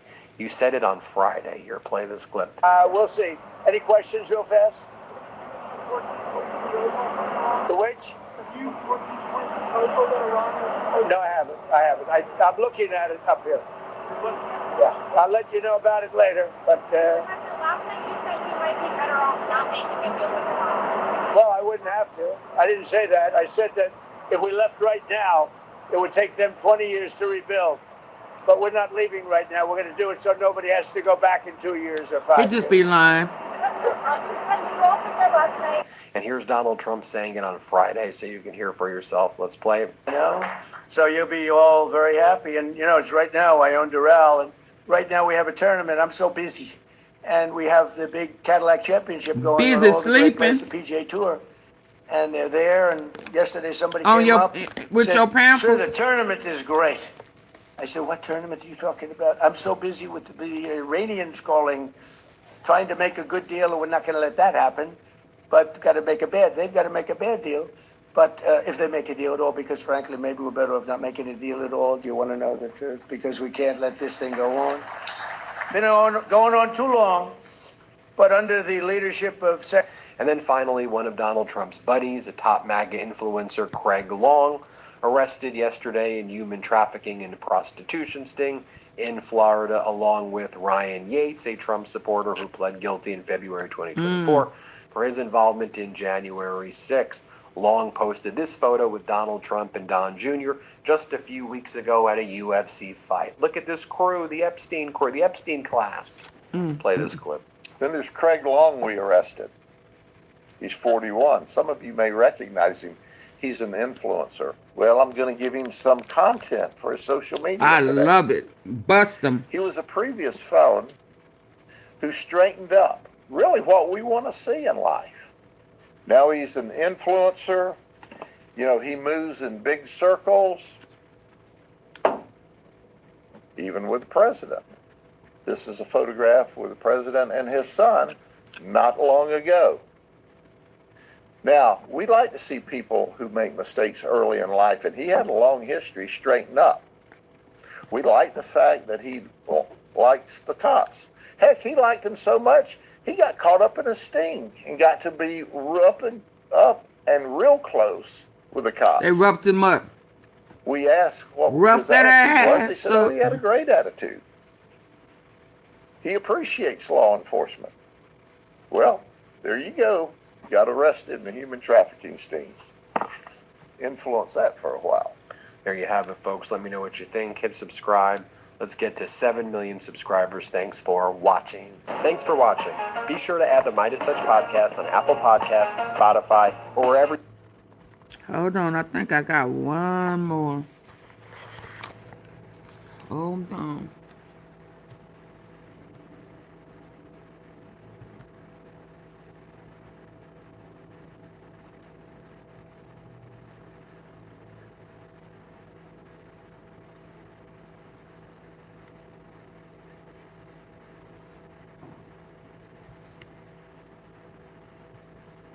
Hold on.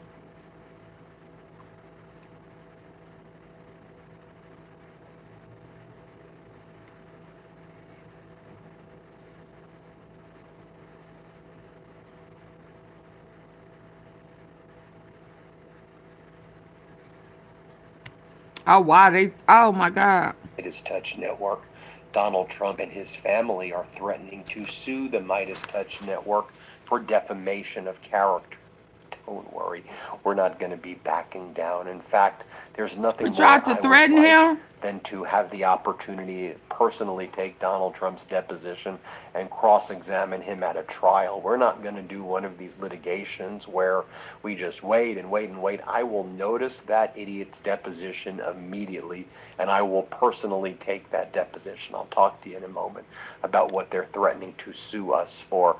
Also, Donald Trump's FCC Candace Commissioner being Brendan sued. Carr Now, is Midas. encouraging violence against Midas Touch I told host you they going Adam after the Mockler independents. that They're was telling the truth. following Donald Trump proxy Scott Jennings, who on CNN was just freaking out when Adam Mockler was using facts and receipts the way we do here on the Midas Touch Network to demonstrate that Jennings is absolutely full of it when he promised everybody the war in Iran was going to be over He weeks using and that weeks pamper ago. as a pillow. And that apparently triggered Jennings to start cursing at Adam Mockler, who kept his composure the entire time and just demonstrated what a nutbag Scott Jennings is.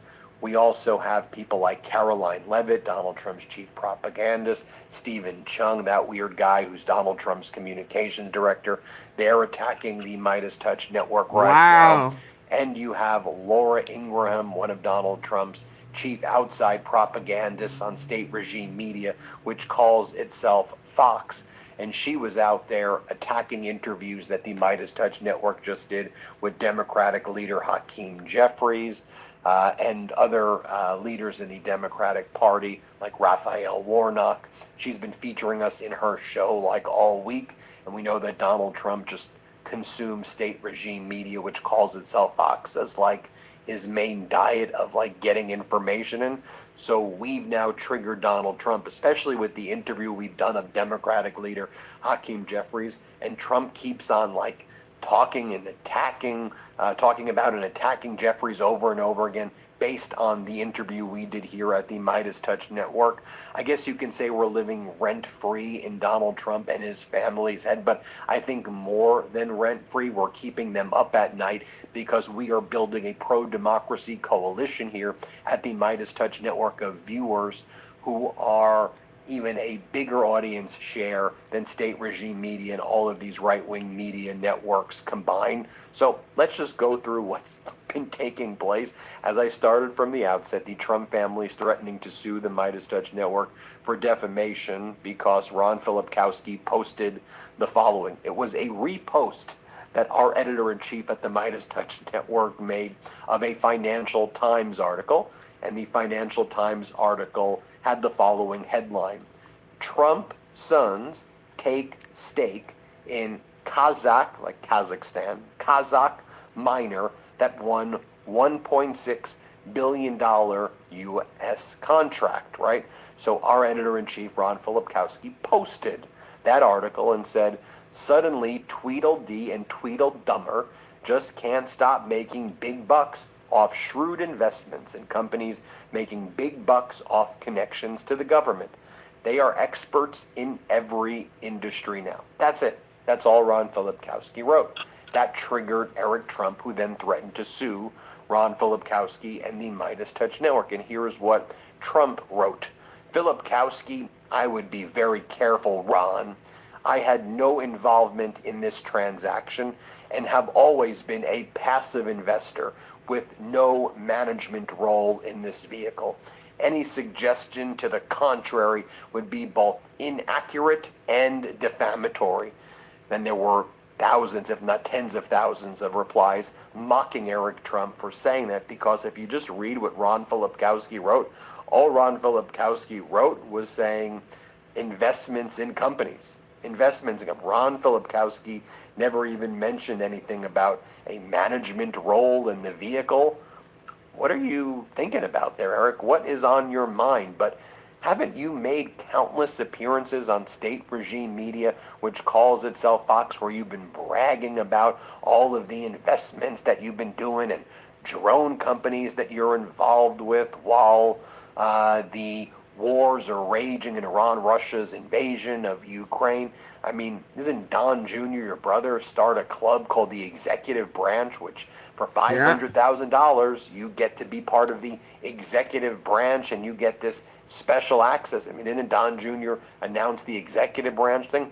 I mean, aren't you all involved in World Liberty Financial, where it was, whether it was United Arab Emirates or Pakistan or all these other countries, $500,000. all of this money in World Liberty Financial and did all of these crypto deals? You see nothing wrong with that, Eric?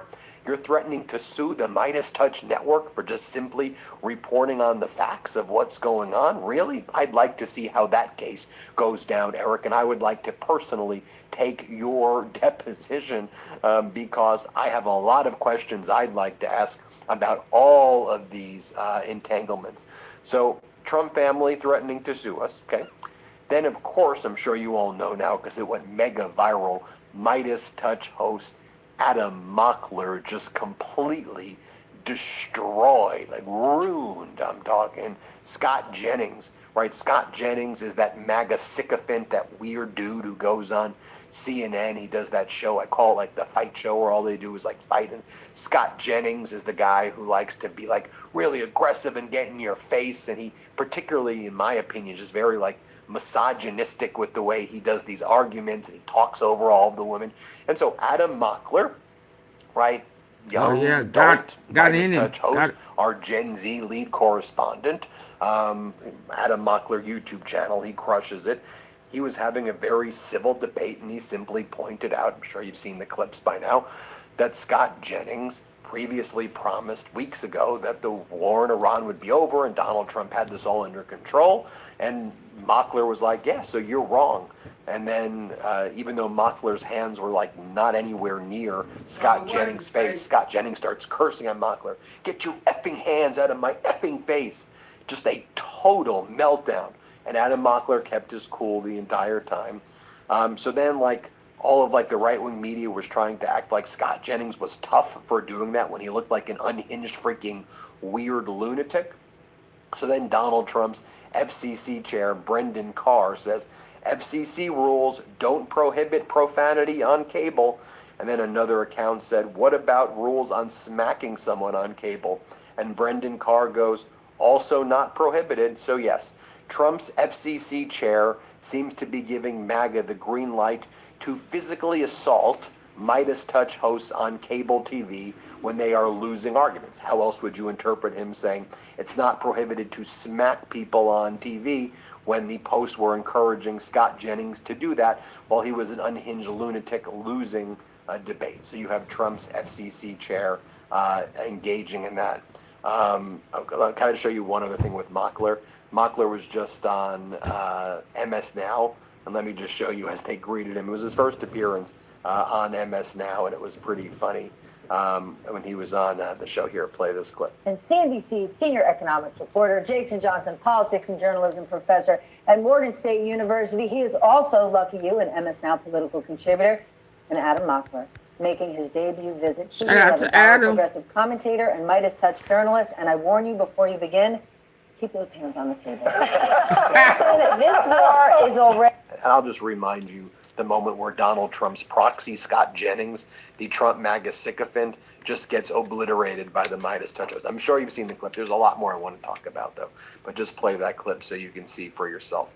I mean, honestly, they have been at war with us for 47 We all know that Scott Jennings is more than happy to defend a war with a country that starts with the letters IRA that we are currently failing, that is going to put us trillions and trillions of dollars more in debt. I was only a few years old while you were in the administration defending prior endless wars. Now this war is failing. 8 weeks is endless to you? Okay, you said it was going to be 4 to 6 weeks. You have the attention span of a gnat? Homie, I debated you on TV 4 to 6 weeks ago, and you said we were weeks away from it. Now you're making condescending remarks because you can't defend the fact that this war is not going your way. Wait, one more time. Not going your way. Name one political concession. Name one political concession. Honestly, I'm not... Oh, he got offended. I loved it. You let a young man get you out your body. We're having a debate. You can respond to the points that he's making. Can you name a political concession that we've got? We are in a flashback to the war the skinheads had in my studio. I would be mad if I had to defend war too. I would be mad if I had to defend war. Scott, you can respond. We have a very simple goal. to keep terrorists and a terrorist regime from having a nuclear weapon. He got him out of that his can threaten the United body. States, our interests in the region, our allies in Europe, anybody else So in you the world. can't answer the question. That is I our would get goal. mad too. All right, we're going to leave it there, guys. Next for us, the president suggests ABC.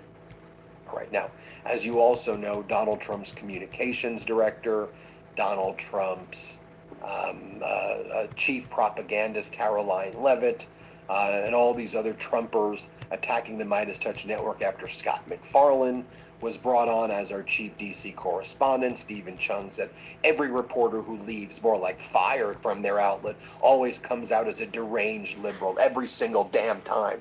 Just goes to show how biased news media has become. Caroline Levitt basically said the same thing. State regime media, which calls itself Fox, did an article. Veteran CBS reporter joins far-left media company Midas Touch as anchor, says they share the same North Star. Yeah, we do share the same North Star. The North Star of truth. That's the North Star that we share. Of facts, of supporting our democracy. So then that brings me to Donald Trump freaking out at the Midas Touch Network interview with Democratic leader Hakeem Jeffries. So Laura Ingraham obviously watches what we do here on the Midas Touch Network. Hi, Laura. How are you, Laura? And so she just started posting the interview we did with Jeffries, the interview we did with Raphael Warnock. And Hakeem Jeffries told me everything is on the table legislatively to deal with the Supreme Court when Democrats take control of the House of Representatives, hopefully after the midterms. In the new Congress, we're going to have to do something about the Supreme Court. And let me be very clear, everything is on the table, Jeffrey says. To which Laura Ingraham put that on her show. And she goes, Senator Thune, take notes. They'll pack the Oh court my and abolish the God, y'all! They filibuster. just They're telling us executed this. And then some Raphael Warnock was on my show as U.S. well, Oh my criticizing the Supreme God, Court for overturning y'all! Section 2 of the Voting Rights Act, which was passed on a bipartisan basis. Democrats. Are they executing the U.S. Israel?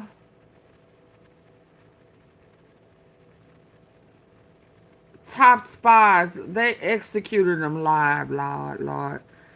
Oh my And God. Republicans in 1965, and Laura Ingraham's like, apparently Warnock's not familiar with Marbury versus Madison, Did y'all which know that? establishes judicial review. I think he is aware. Let's hear this. I need to change the let me change the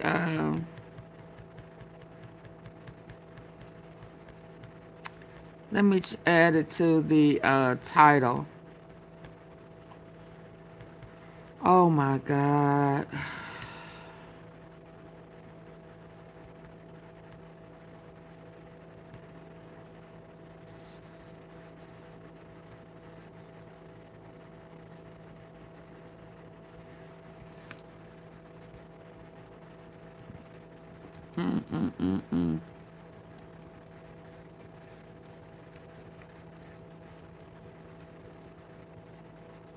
Hold on.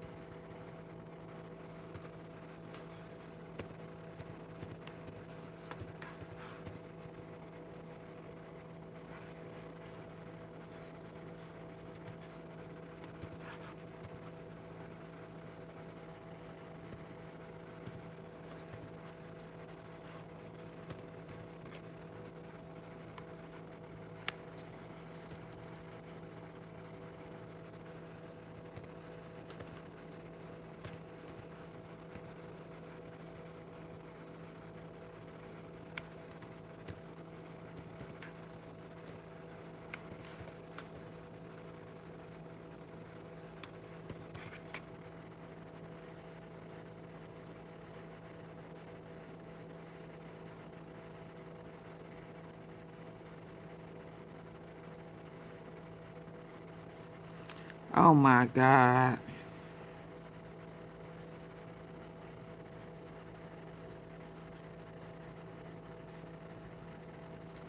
Can we believe this? This is crazy. And they ain't said nothing about it. So while he on a empty golf course playing golf, They are over there.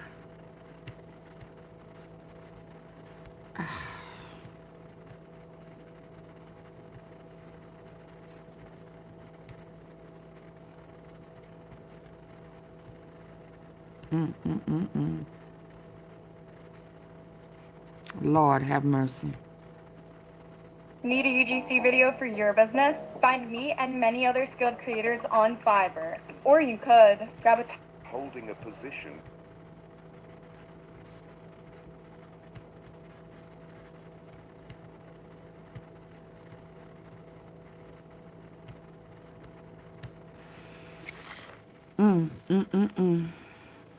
Y'all ready? Let's go.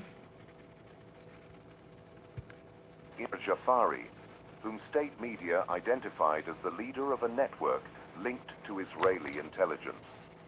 According to the judiciary, Mir Jafari was convicted of setting fire to a mosque in Tehran during nationwide protests triggered by economic hardships, and was also accused of organizing what authorities called anti-security activities. His death sentence was upheld by the Supreme Court and carried out early on a Tuesday morning. Iran's framing of the case ties protest activity to foreign intelligence, a connection Tehran has insisted on since the unrest began.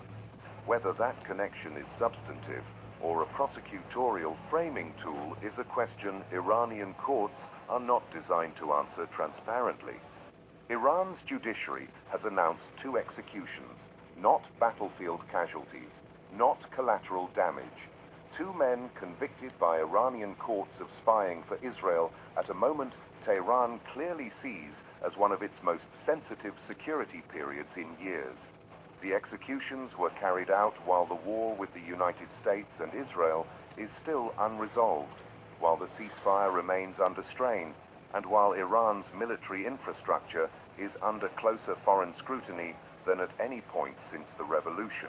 The first man, Yaqub Karimpour, was accused by Iran's judiciary of espionage and cooperation with Mossad, and Iranian outlets framed the case in the harshest possible legal terms. According to the judiciary, Karimpour was found guilty of sending sensitive information to a Mossad officer. The severity of the framing tells you where Tehran places this kind of activity on its threat hierarchy. Iran is presenting Karimpour's actions less as routine espionage and more as wartime collaboration with an enemy state. The second man, Nasser Bakarzadeh, was convicted of transmitting data related to Iran's Natanz nuclear facility. That single detail elevates the case beyond a routine counterintelligence operation. Natanz is not just any military installation. It is the centerpiece of He was Iran's assassinated enrichment program and the facility that has been at the center of in every Iran. major confrontation between Tehran and the West over the nuclear file for more than 2 decades. It was the target of the Stuxnet cyber attack. It has been the subject of repeated IAEA inspections and diplomatic standoffs. And in this war, Natanz has again been treated as a top-tier target. Anyone caught transmitting data about Natanz to a foreign intelligence service is, from Tehran's perspective, helping the country that struck. But the executions did not stop there. Authorities also announced the hanging of Sultan Ali Shirzadi Faker, a man Tehran described as both a member of the They hung him? Khalq organization and a Mossad operative. According to Iranian officials, Shirzadi Faker joined the MKO after crossing into Iraq in 1987, where the group was based for years under the rule of Saddam Hussein. He was reportedly trained in heavy weapons, armored vehicles, and anti-aircraft systems. After the dismantling of Camp Ashraf in Iraq, he moved to Spain. Tehran alleges he was later recruited by Israeli intelligence to carry out a covert mission inside Do y'all see what's going on? Are y'all listening with y'all good ear? under the pretext of visiting family. Iranian intelligence says it detained him before any operation could be carried out. He was convicted of mohareba, waging war against the state, along with terrorism-related charges. His case links 2 of Tehran's most persistent security concerns, the MKO, and Israeli intelligence into a single narrative. Then came the case of Mehdi Farhi, identified as a member of a civil defense unit within what the judiciary described as a sensitive organization. According to official reports, Farhi was convicted of passing classified information to Mossad. His sentence was upheld by the Supreme Court and carried out after the completion of all legal procedures. The significance of the Farhi case is the profile. This was not an outsider recruited from abroad. This was someone described as holding a position inside Iran's security apparatus. If the conviction is accurate, it means Israel had a source inside a sensitive institutional structure, and Iran wants the world to know it found him. The most recent execution was that of Amir Ali Mirjafari, whom state media identified as the leader of a network linked to Israeli intelligence. According to the judiciary, Mirjafari was convicted of setting fire to a mosque in Tehran during nationwide protests triggered by economic hardships, and was also accused of organizing what authorities called anti-security activities. His death sentence was upheld by the Supreme Court and carried out early on a Tuesday morning. Iran's framing of the case ties protest activity to foreign intelligence, a connection Tehran has insisted on since the unrest began. Whether that connection is substantive or a prosecutorial framing tool is a question Iranian courts are not designed to answer transparently. Iran's judiciary has announced 2 executions, not battlefield casualties, not collateral damage. 2 men convicted by Iranian courts of spying for Israel at a moment Tehran clearly sees as one of its most sensitive security periods in years. The executions were carried out while the war with the United States and Israel is still unresolved, while the ceasefire remains under strain, and while Iran's military infrastructure is under closer foreign scrutiny than at any point since the revolution. The first man, Yaqub Karimpour, was accused by Iran's judiciary of espionage and cooperation with Mossad, and Iranian outlets framed the case in the harshest possible legal terms. According to the judiciary, Karimpour was found guilty of sending sensitive information to a Mossad officer. The severity of the framing tells you where Tehran places this kind of activity on its threat hierarchy. Iran is presenting Karimpour's actions less as routine he was one of espionage the ones. and I more thought he as had a. full-time collaboration with an enemy state. The second man, Nasser Bakazadeh, of transmitting data related to Iran's Natanz nuclear facility. That single detail elevates the case beyond a routine counterintelligence Okay, y'all, there we go. Natanz They is have not been just any military executed. installation. Let me double It is the check to make sure centerpiece that's of all I Iran's had. uranium enrichment program and the facility that has been at the center of every major confrontation between Tehran and the West over the nuclear file for more than 2 decades. It was the target of the Stuxnet cyber attack. It has been the subject of repeated IAEA inspections and diplomatic standoffs. And in this war, Natanz has again been treated as a top-tier target. Anyone caught transmitting data about Natanz to a foreign intelligence service is, from Tehran's perspective, helping the country that struck. But the executions did not stop there. Authorities also announced the hanging of Sultan Ali Shirzadi Faker, a man Tehran described as both a member of the Mujahideen-e-Khalq organization and a Mossad operative. According to Iranian officials, Shirzadi Faker joined the MKO after crossing into Iraq in 1987, where the group was based for years under the rule of Saddam Hussein. He was reportedly trained in heavy weapons, armored vehicles, and anti-aircraft systems.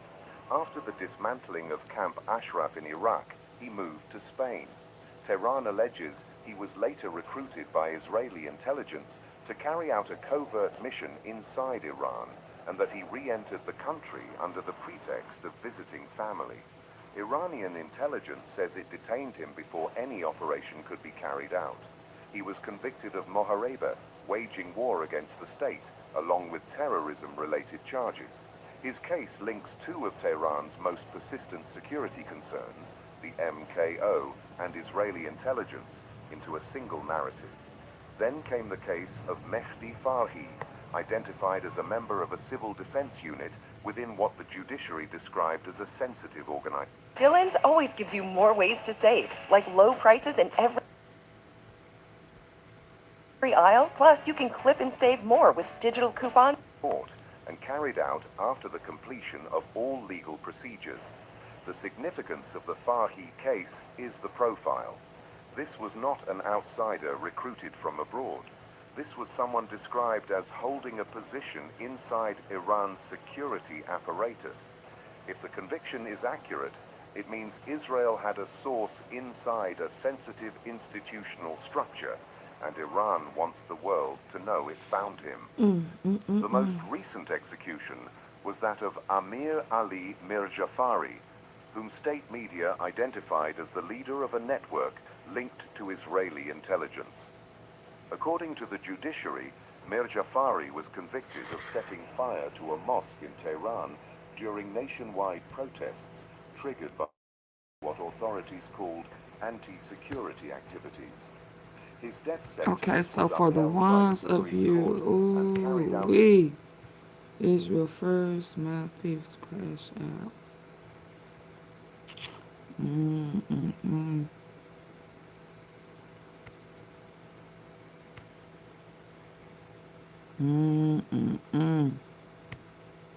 At the same time.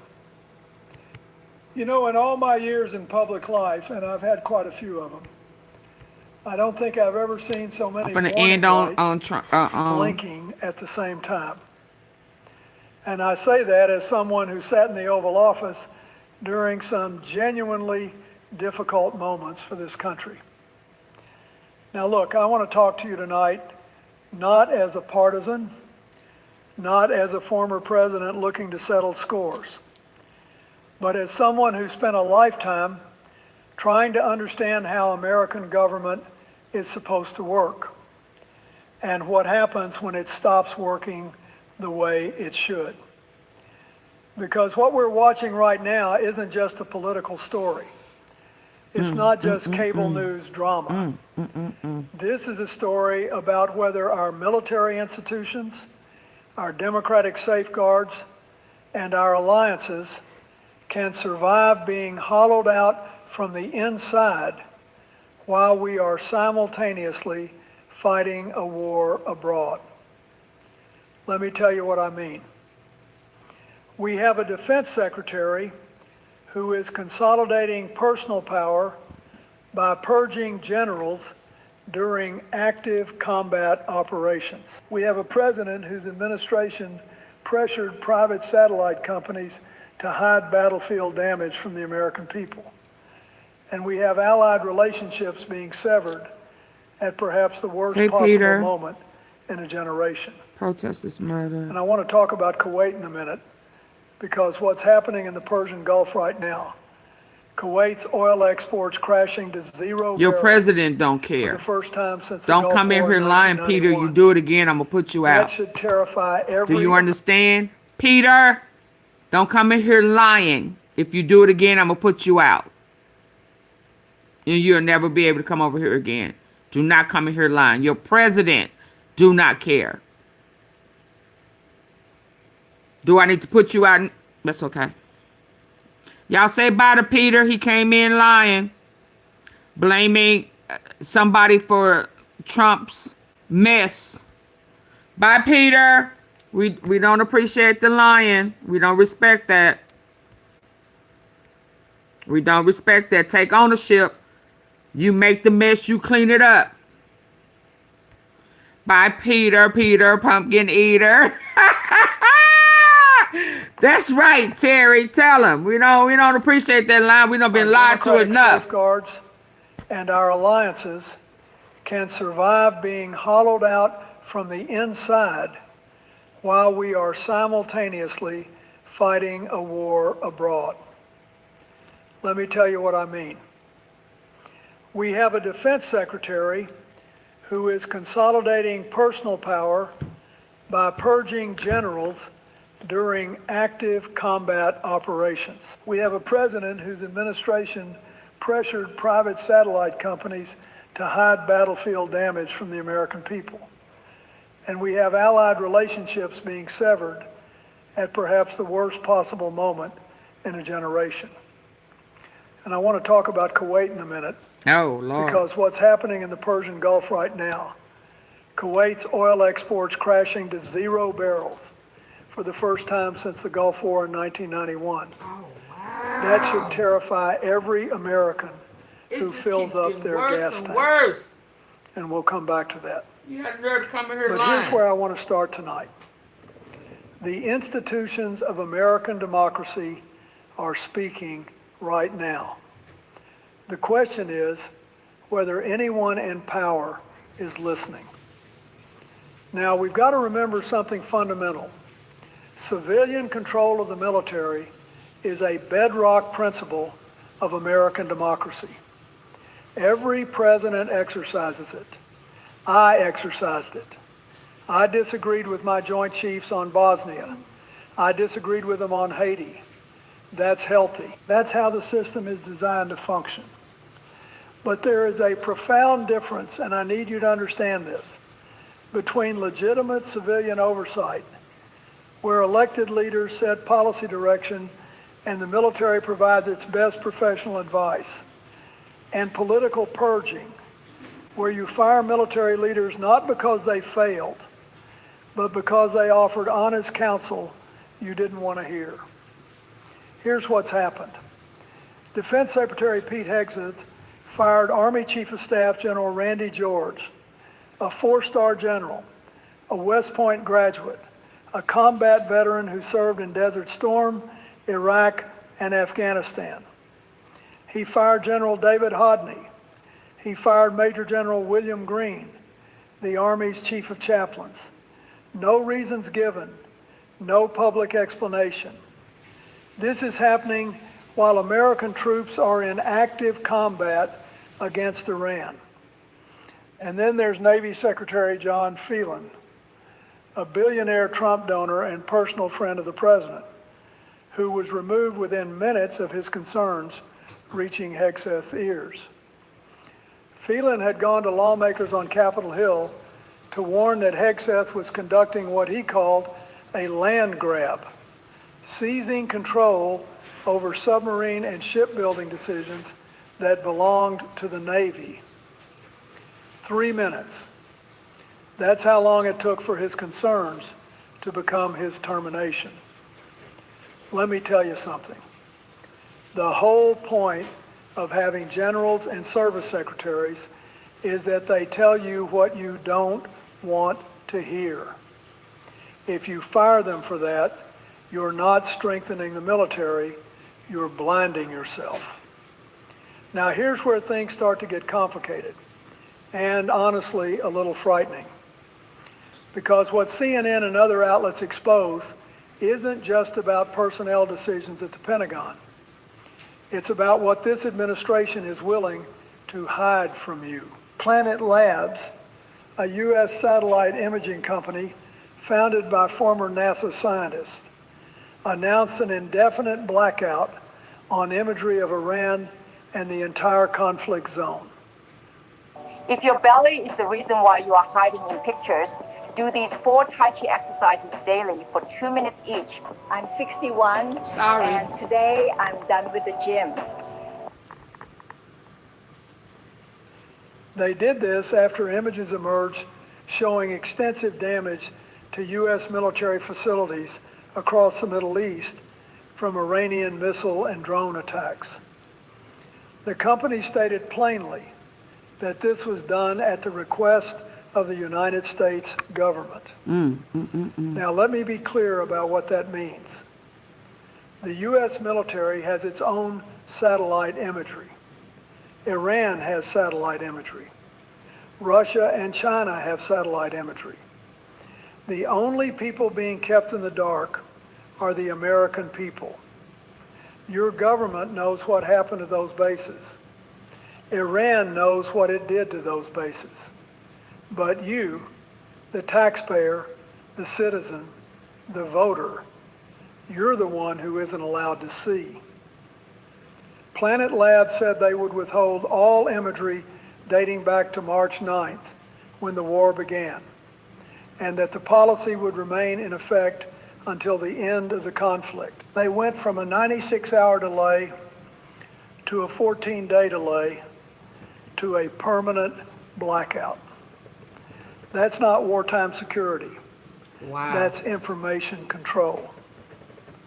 Now look, I wouldn't make extreme historical comparisons the way some retired officers have. But I will say this. When your government is hiding battlefield results from its own citizens during a war it chose to fight, that's not a sign of strength. That's a sign of fear. And a democracy cannot function when its people cannot see what is being done in their name. Let me tell you something about leadership in wartime. When I was president and things went wrong, and things do go wrong, every president knows this. The last thing you do is shoot the people trying to help you see clearly. You lean on them harder. You call them into the room more often. You say, give me the bad news first, because the bad news is what will save you. What we're seeing from Pete Hegseth is the opposite of that instinct. According to the Washington Post, which spoke with 16 people with direct knowledge of his operations, all the power has been taken away from the uniforms and 100% given to political appointees. He controls weapons procurement. He controls personnel decisions across every branch. He limits what generals and admirals can say to the public. And anyone who pushes back is gone. When Hegseth testified before Congress, 9 hours of testimony, he didn't explain the reasoning behind firing senior officers during wartime. Instead, he called his critics, and I quote, reckless, feckless, and defeatist. He said congressional Democrats and some Republicans were the biggest adversary facing America. Not Iran, not the enemy, his own government's oversight bodies. And here's what troubles me most. When the president was confronted with CNN's reporting, the satellite images, the questions about battlefield damage, the response wasn't substantive engagement. It was emotional reaction. It was lashing out. And I'll tell you from experience, when a wartime president responds to critical coverage with anger rather than transparency, that tells you something about the confidence they have in their own strategy. Here's the honest truth about what happens when you purge military leadership during a war. It's not just about the generals who leave. It's about every officer below them who stays. Because every colonel, every brigadier general, every military advisor who watches Randy George get fired without explanation, they learn something. They learn that honest advice is career suicide. They learn that the way to survive is to tell the boss what he wants to hear. And that is the most dangerous possible condition for a military to be in during active combat. Republican Representative Don Bacon, and this matters because he's a retired Air Force Brigadier General himself, called these firings morally wrong and said they show a lack of character. He said he personally knows some of these flag officers and that zero explanations were given. Republican Armed Services Committee Chairman Roger Wicker and Mike Rogers said they are very concerned. This isn't partisan criticism. These are people from the president's own party sounding the alarm. Now let me connect this to Kuwait, because I promised I would. Kuwait's oil exports crashed to 0 barrels in April, the first time since the Gulf War in 1991. The Strait of Hormuz disruptions are spreading across the region. This is what happens when a war isn't managed by experienced hands. The economic shockwaves don't stay in the Middle East. They come home. They hit American families at the gas pump, at the grocery store, in their heating bills. You can fire every general who disagrees with you, but you cannot fire reality. And reality is showing up in energy prices, in damaged bases, and in allies who are quietly backing away. Now I want to talk about something that happened just yesterday, because it fits into this pattern in a way that should concern every American, regardless of party. The Pentagon announced the withdrawal of 5,000 troops from Germany. And then President Trump said, and this is the direct quote, "We're cutting a lot further than 5,000. Let me give you the context. Germany hosts 36,000 American service members. It's home to Ramstein Air Base, the headquarters of U.S. European Command and U.S. Africa Command, and a medical center in Landstuhl where our wounded warriors from Iraq and Afghanistan were treated. This isn't just a base. It's the backbone of American power projection across two continents. A U.S. defense official told reporters that the military branches didn't have prior knowledge of this decision. They learned about it in real time. No coordination with Congress. The Armed Services Committee chairman, Republicans, said this risks undermining deterrence and sending the wrong signal to Vladimir Putin, whose invasion of Ukraine is now in its 5th year. They also revealed that the Pentagon canceled the planned deployment of the Army's Long Range Fires Battalion, a specific deterrence capability being removed from the European theater. Now let me connect the dots, because that's what I think we owe each other here. You're purging your generals. You're hiding your battlefield losses. You're pulling troops from Europe while Russia watches. You're picking fights with Germany, your most important European ally. And all of this is happening at the same time. Vladimir Putin does not need to do anything aggressive right now. He just needs to wait while America dismantles its own alliance structure from within. So where does this road lead? Let me give you my honest assessment based on what I've seen over a lifetime in governance and diplomacy. First, military readiness. When you replace experienced combat leaders with loyalists whose primary qualification is that they are, quote, completely trusted by Secretary Hegseth to carry out the vision of this administration without fault. That's a direct quote from the Pentagon spokesman. You are building a command structure optimized for obedience, not for winning wars. During an active conflict, that has consequences measured in lives. Second, alliance deterioration. European nations will accelerate independent defense capabilities. Germany's defense minister already said Europeans must take on more responsibility. That sounds fine until you realize what it really means. They stop coordinating with us. NATO's cohesion fractures, and the architecture that kept the peace for 75 years starts to come apart. Third, economic fallout. The Kuwait oil crisis and Hormuz disruptions will drive energy prices higher.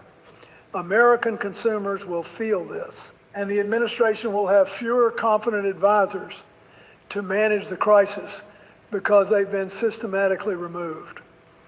Fourth, and this is the one that keeps me up at night, information.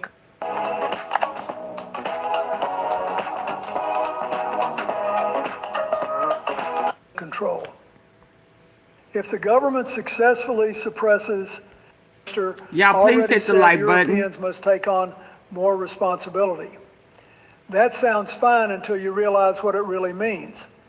I mean, for y'all to double tap the face of the phone device if that's how you're listening in. If not, there's 3 dots at the top right on your computer. If you can hit those dots at the top right corner, hit the thumbs up for me. I greatly appreciate it. As soon as the numbers go up, I will resume. It's time for me to go to sleep. Double tap the face of your phone. Come on, y'all. Have you sent a Cash App? Have you sent some type of support? If not, hit the thumbs up. Stop coordinating with us. NATO's cohesion fractures, and the architecture that kept the peace for 75 years starts to come apart. Third, economic fallout. The Kuwait oil crisis and Hormuz disruptions will drive energy prices higher. American consumers will feel this, and the administration will have fewer competent advisors to manage the crisis because they've been systematically removed. Fourth, and this is the one that keeps me up at night, information control. If the government successfully suppresses satellite imagery and battlefield reporting, the American public loses its ability to hold leaders accountable during wartime. That is the most dangerous long-term threat to democratic governance. And here's what an administration official told the Washington Post about how cabinet members survive in this environment. As long as you don't run the slowest, you're safe. Like being chased by a grizzly bear. That's not governance. That's a horror movie. Now look, I want to be fair here, because I think fairness matters even when you're deeply concerned. I'm not saying every decision this administration makes is wrong. Presidents have the right to choose their teams. Civilian control of the military is the bedrock principle. I said that at the beginning and I mean it. But there is a line, and that line has been crossed. Absolutely. Civilian control means setting policy direction. It does not mean purging honest voices, hiding losses from the public, withdrawing troops without consulting your own military or Congress, and governing through fear. That's not civilian control. That's autocratic instinct wearing a constitutional costume. We've been here before in different ways. After Vietnam, after Watergate, after every moment when institutions bent under pressure from leaders who forgot they served the people, not the other way around. And every time, the American system corrected course. Not because it was automatic, but because citizens demanded it. So here's what I'd say to you tonight. Pay attention, not to the noise, to the pattern. Generals fired for honesty, satellite images hidden from you, allies pushed away, troops withdrawn without strategy, oil markets destabilized, congressional oversight dismissed as the enemy. Every one of those things alone is concerning. Together, they tell you something about where we're headed if we don't course correct. The American people have always been smarter than anyone in Washington gives them credit for. And I still believe that. I have to believe that. Because if I stop believing in the American people's ability to see through this and demand better, well, then I'd have to stop believing in democracy itself. Oh, wow. And I'm not ready to do that. Not yet, not ever. Okay, y'all, good night. It's a wrap. If you didn't hit the like button coming in, please so do Lord, please do so going out. I hope that you were better informed, updated, and enlightened with what's really going on. It's sad that we got to go the routes that we go to get the correct information, but it is what it is. I will see y'all tomorrow. Again, hit the like button going out. If you didn't tap it coming in, please like it, share it, subscribe. And if you would like to help Auntie Fee out while I am demonetized for providing y'all with the truth, as close to the truth as possible, let me be clear. They do not like for us to know what's really going on. And they have done a mass demonetization. So if you would like to support me while I am demonetized, you can send a cash app to $AUNTEA FEE on T Fee AUNTEA FEE. I will see y'all later on today. Have a happy Monday. Good night.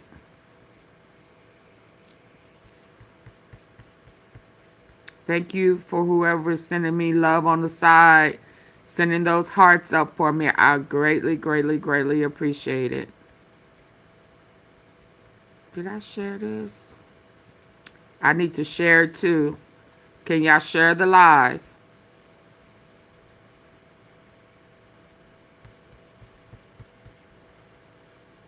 Do we need a little jazz going out? Let's do a little jazz going out. Is that okay? We had jazz coming in. Let's go out on some jazz. Is that all right? Where's my jazz? Smooth jazz. There we go.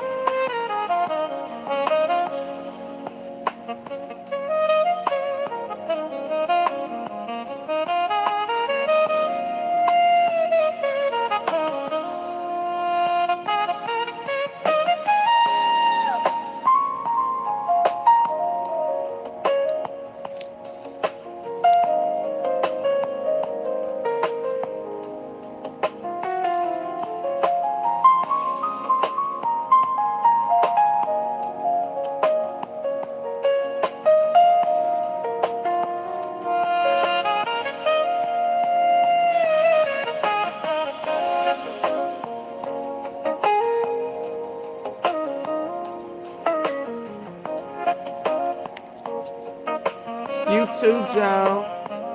Good night, Gina.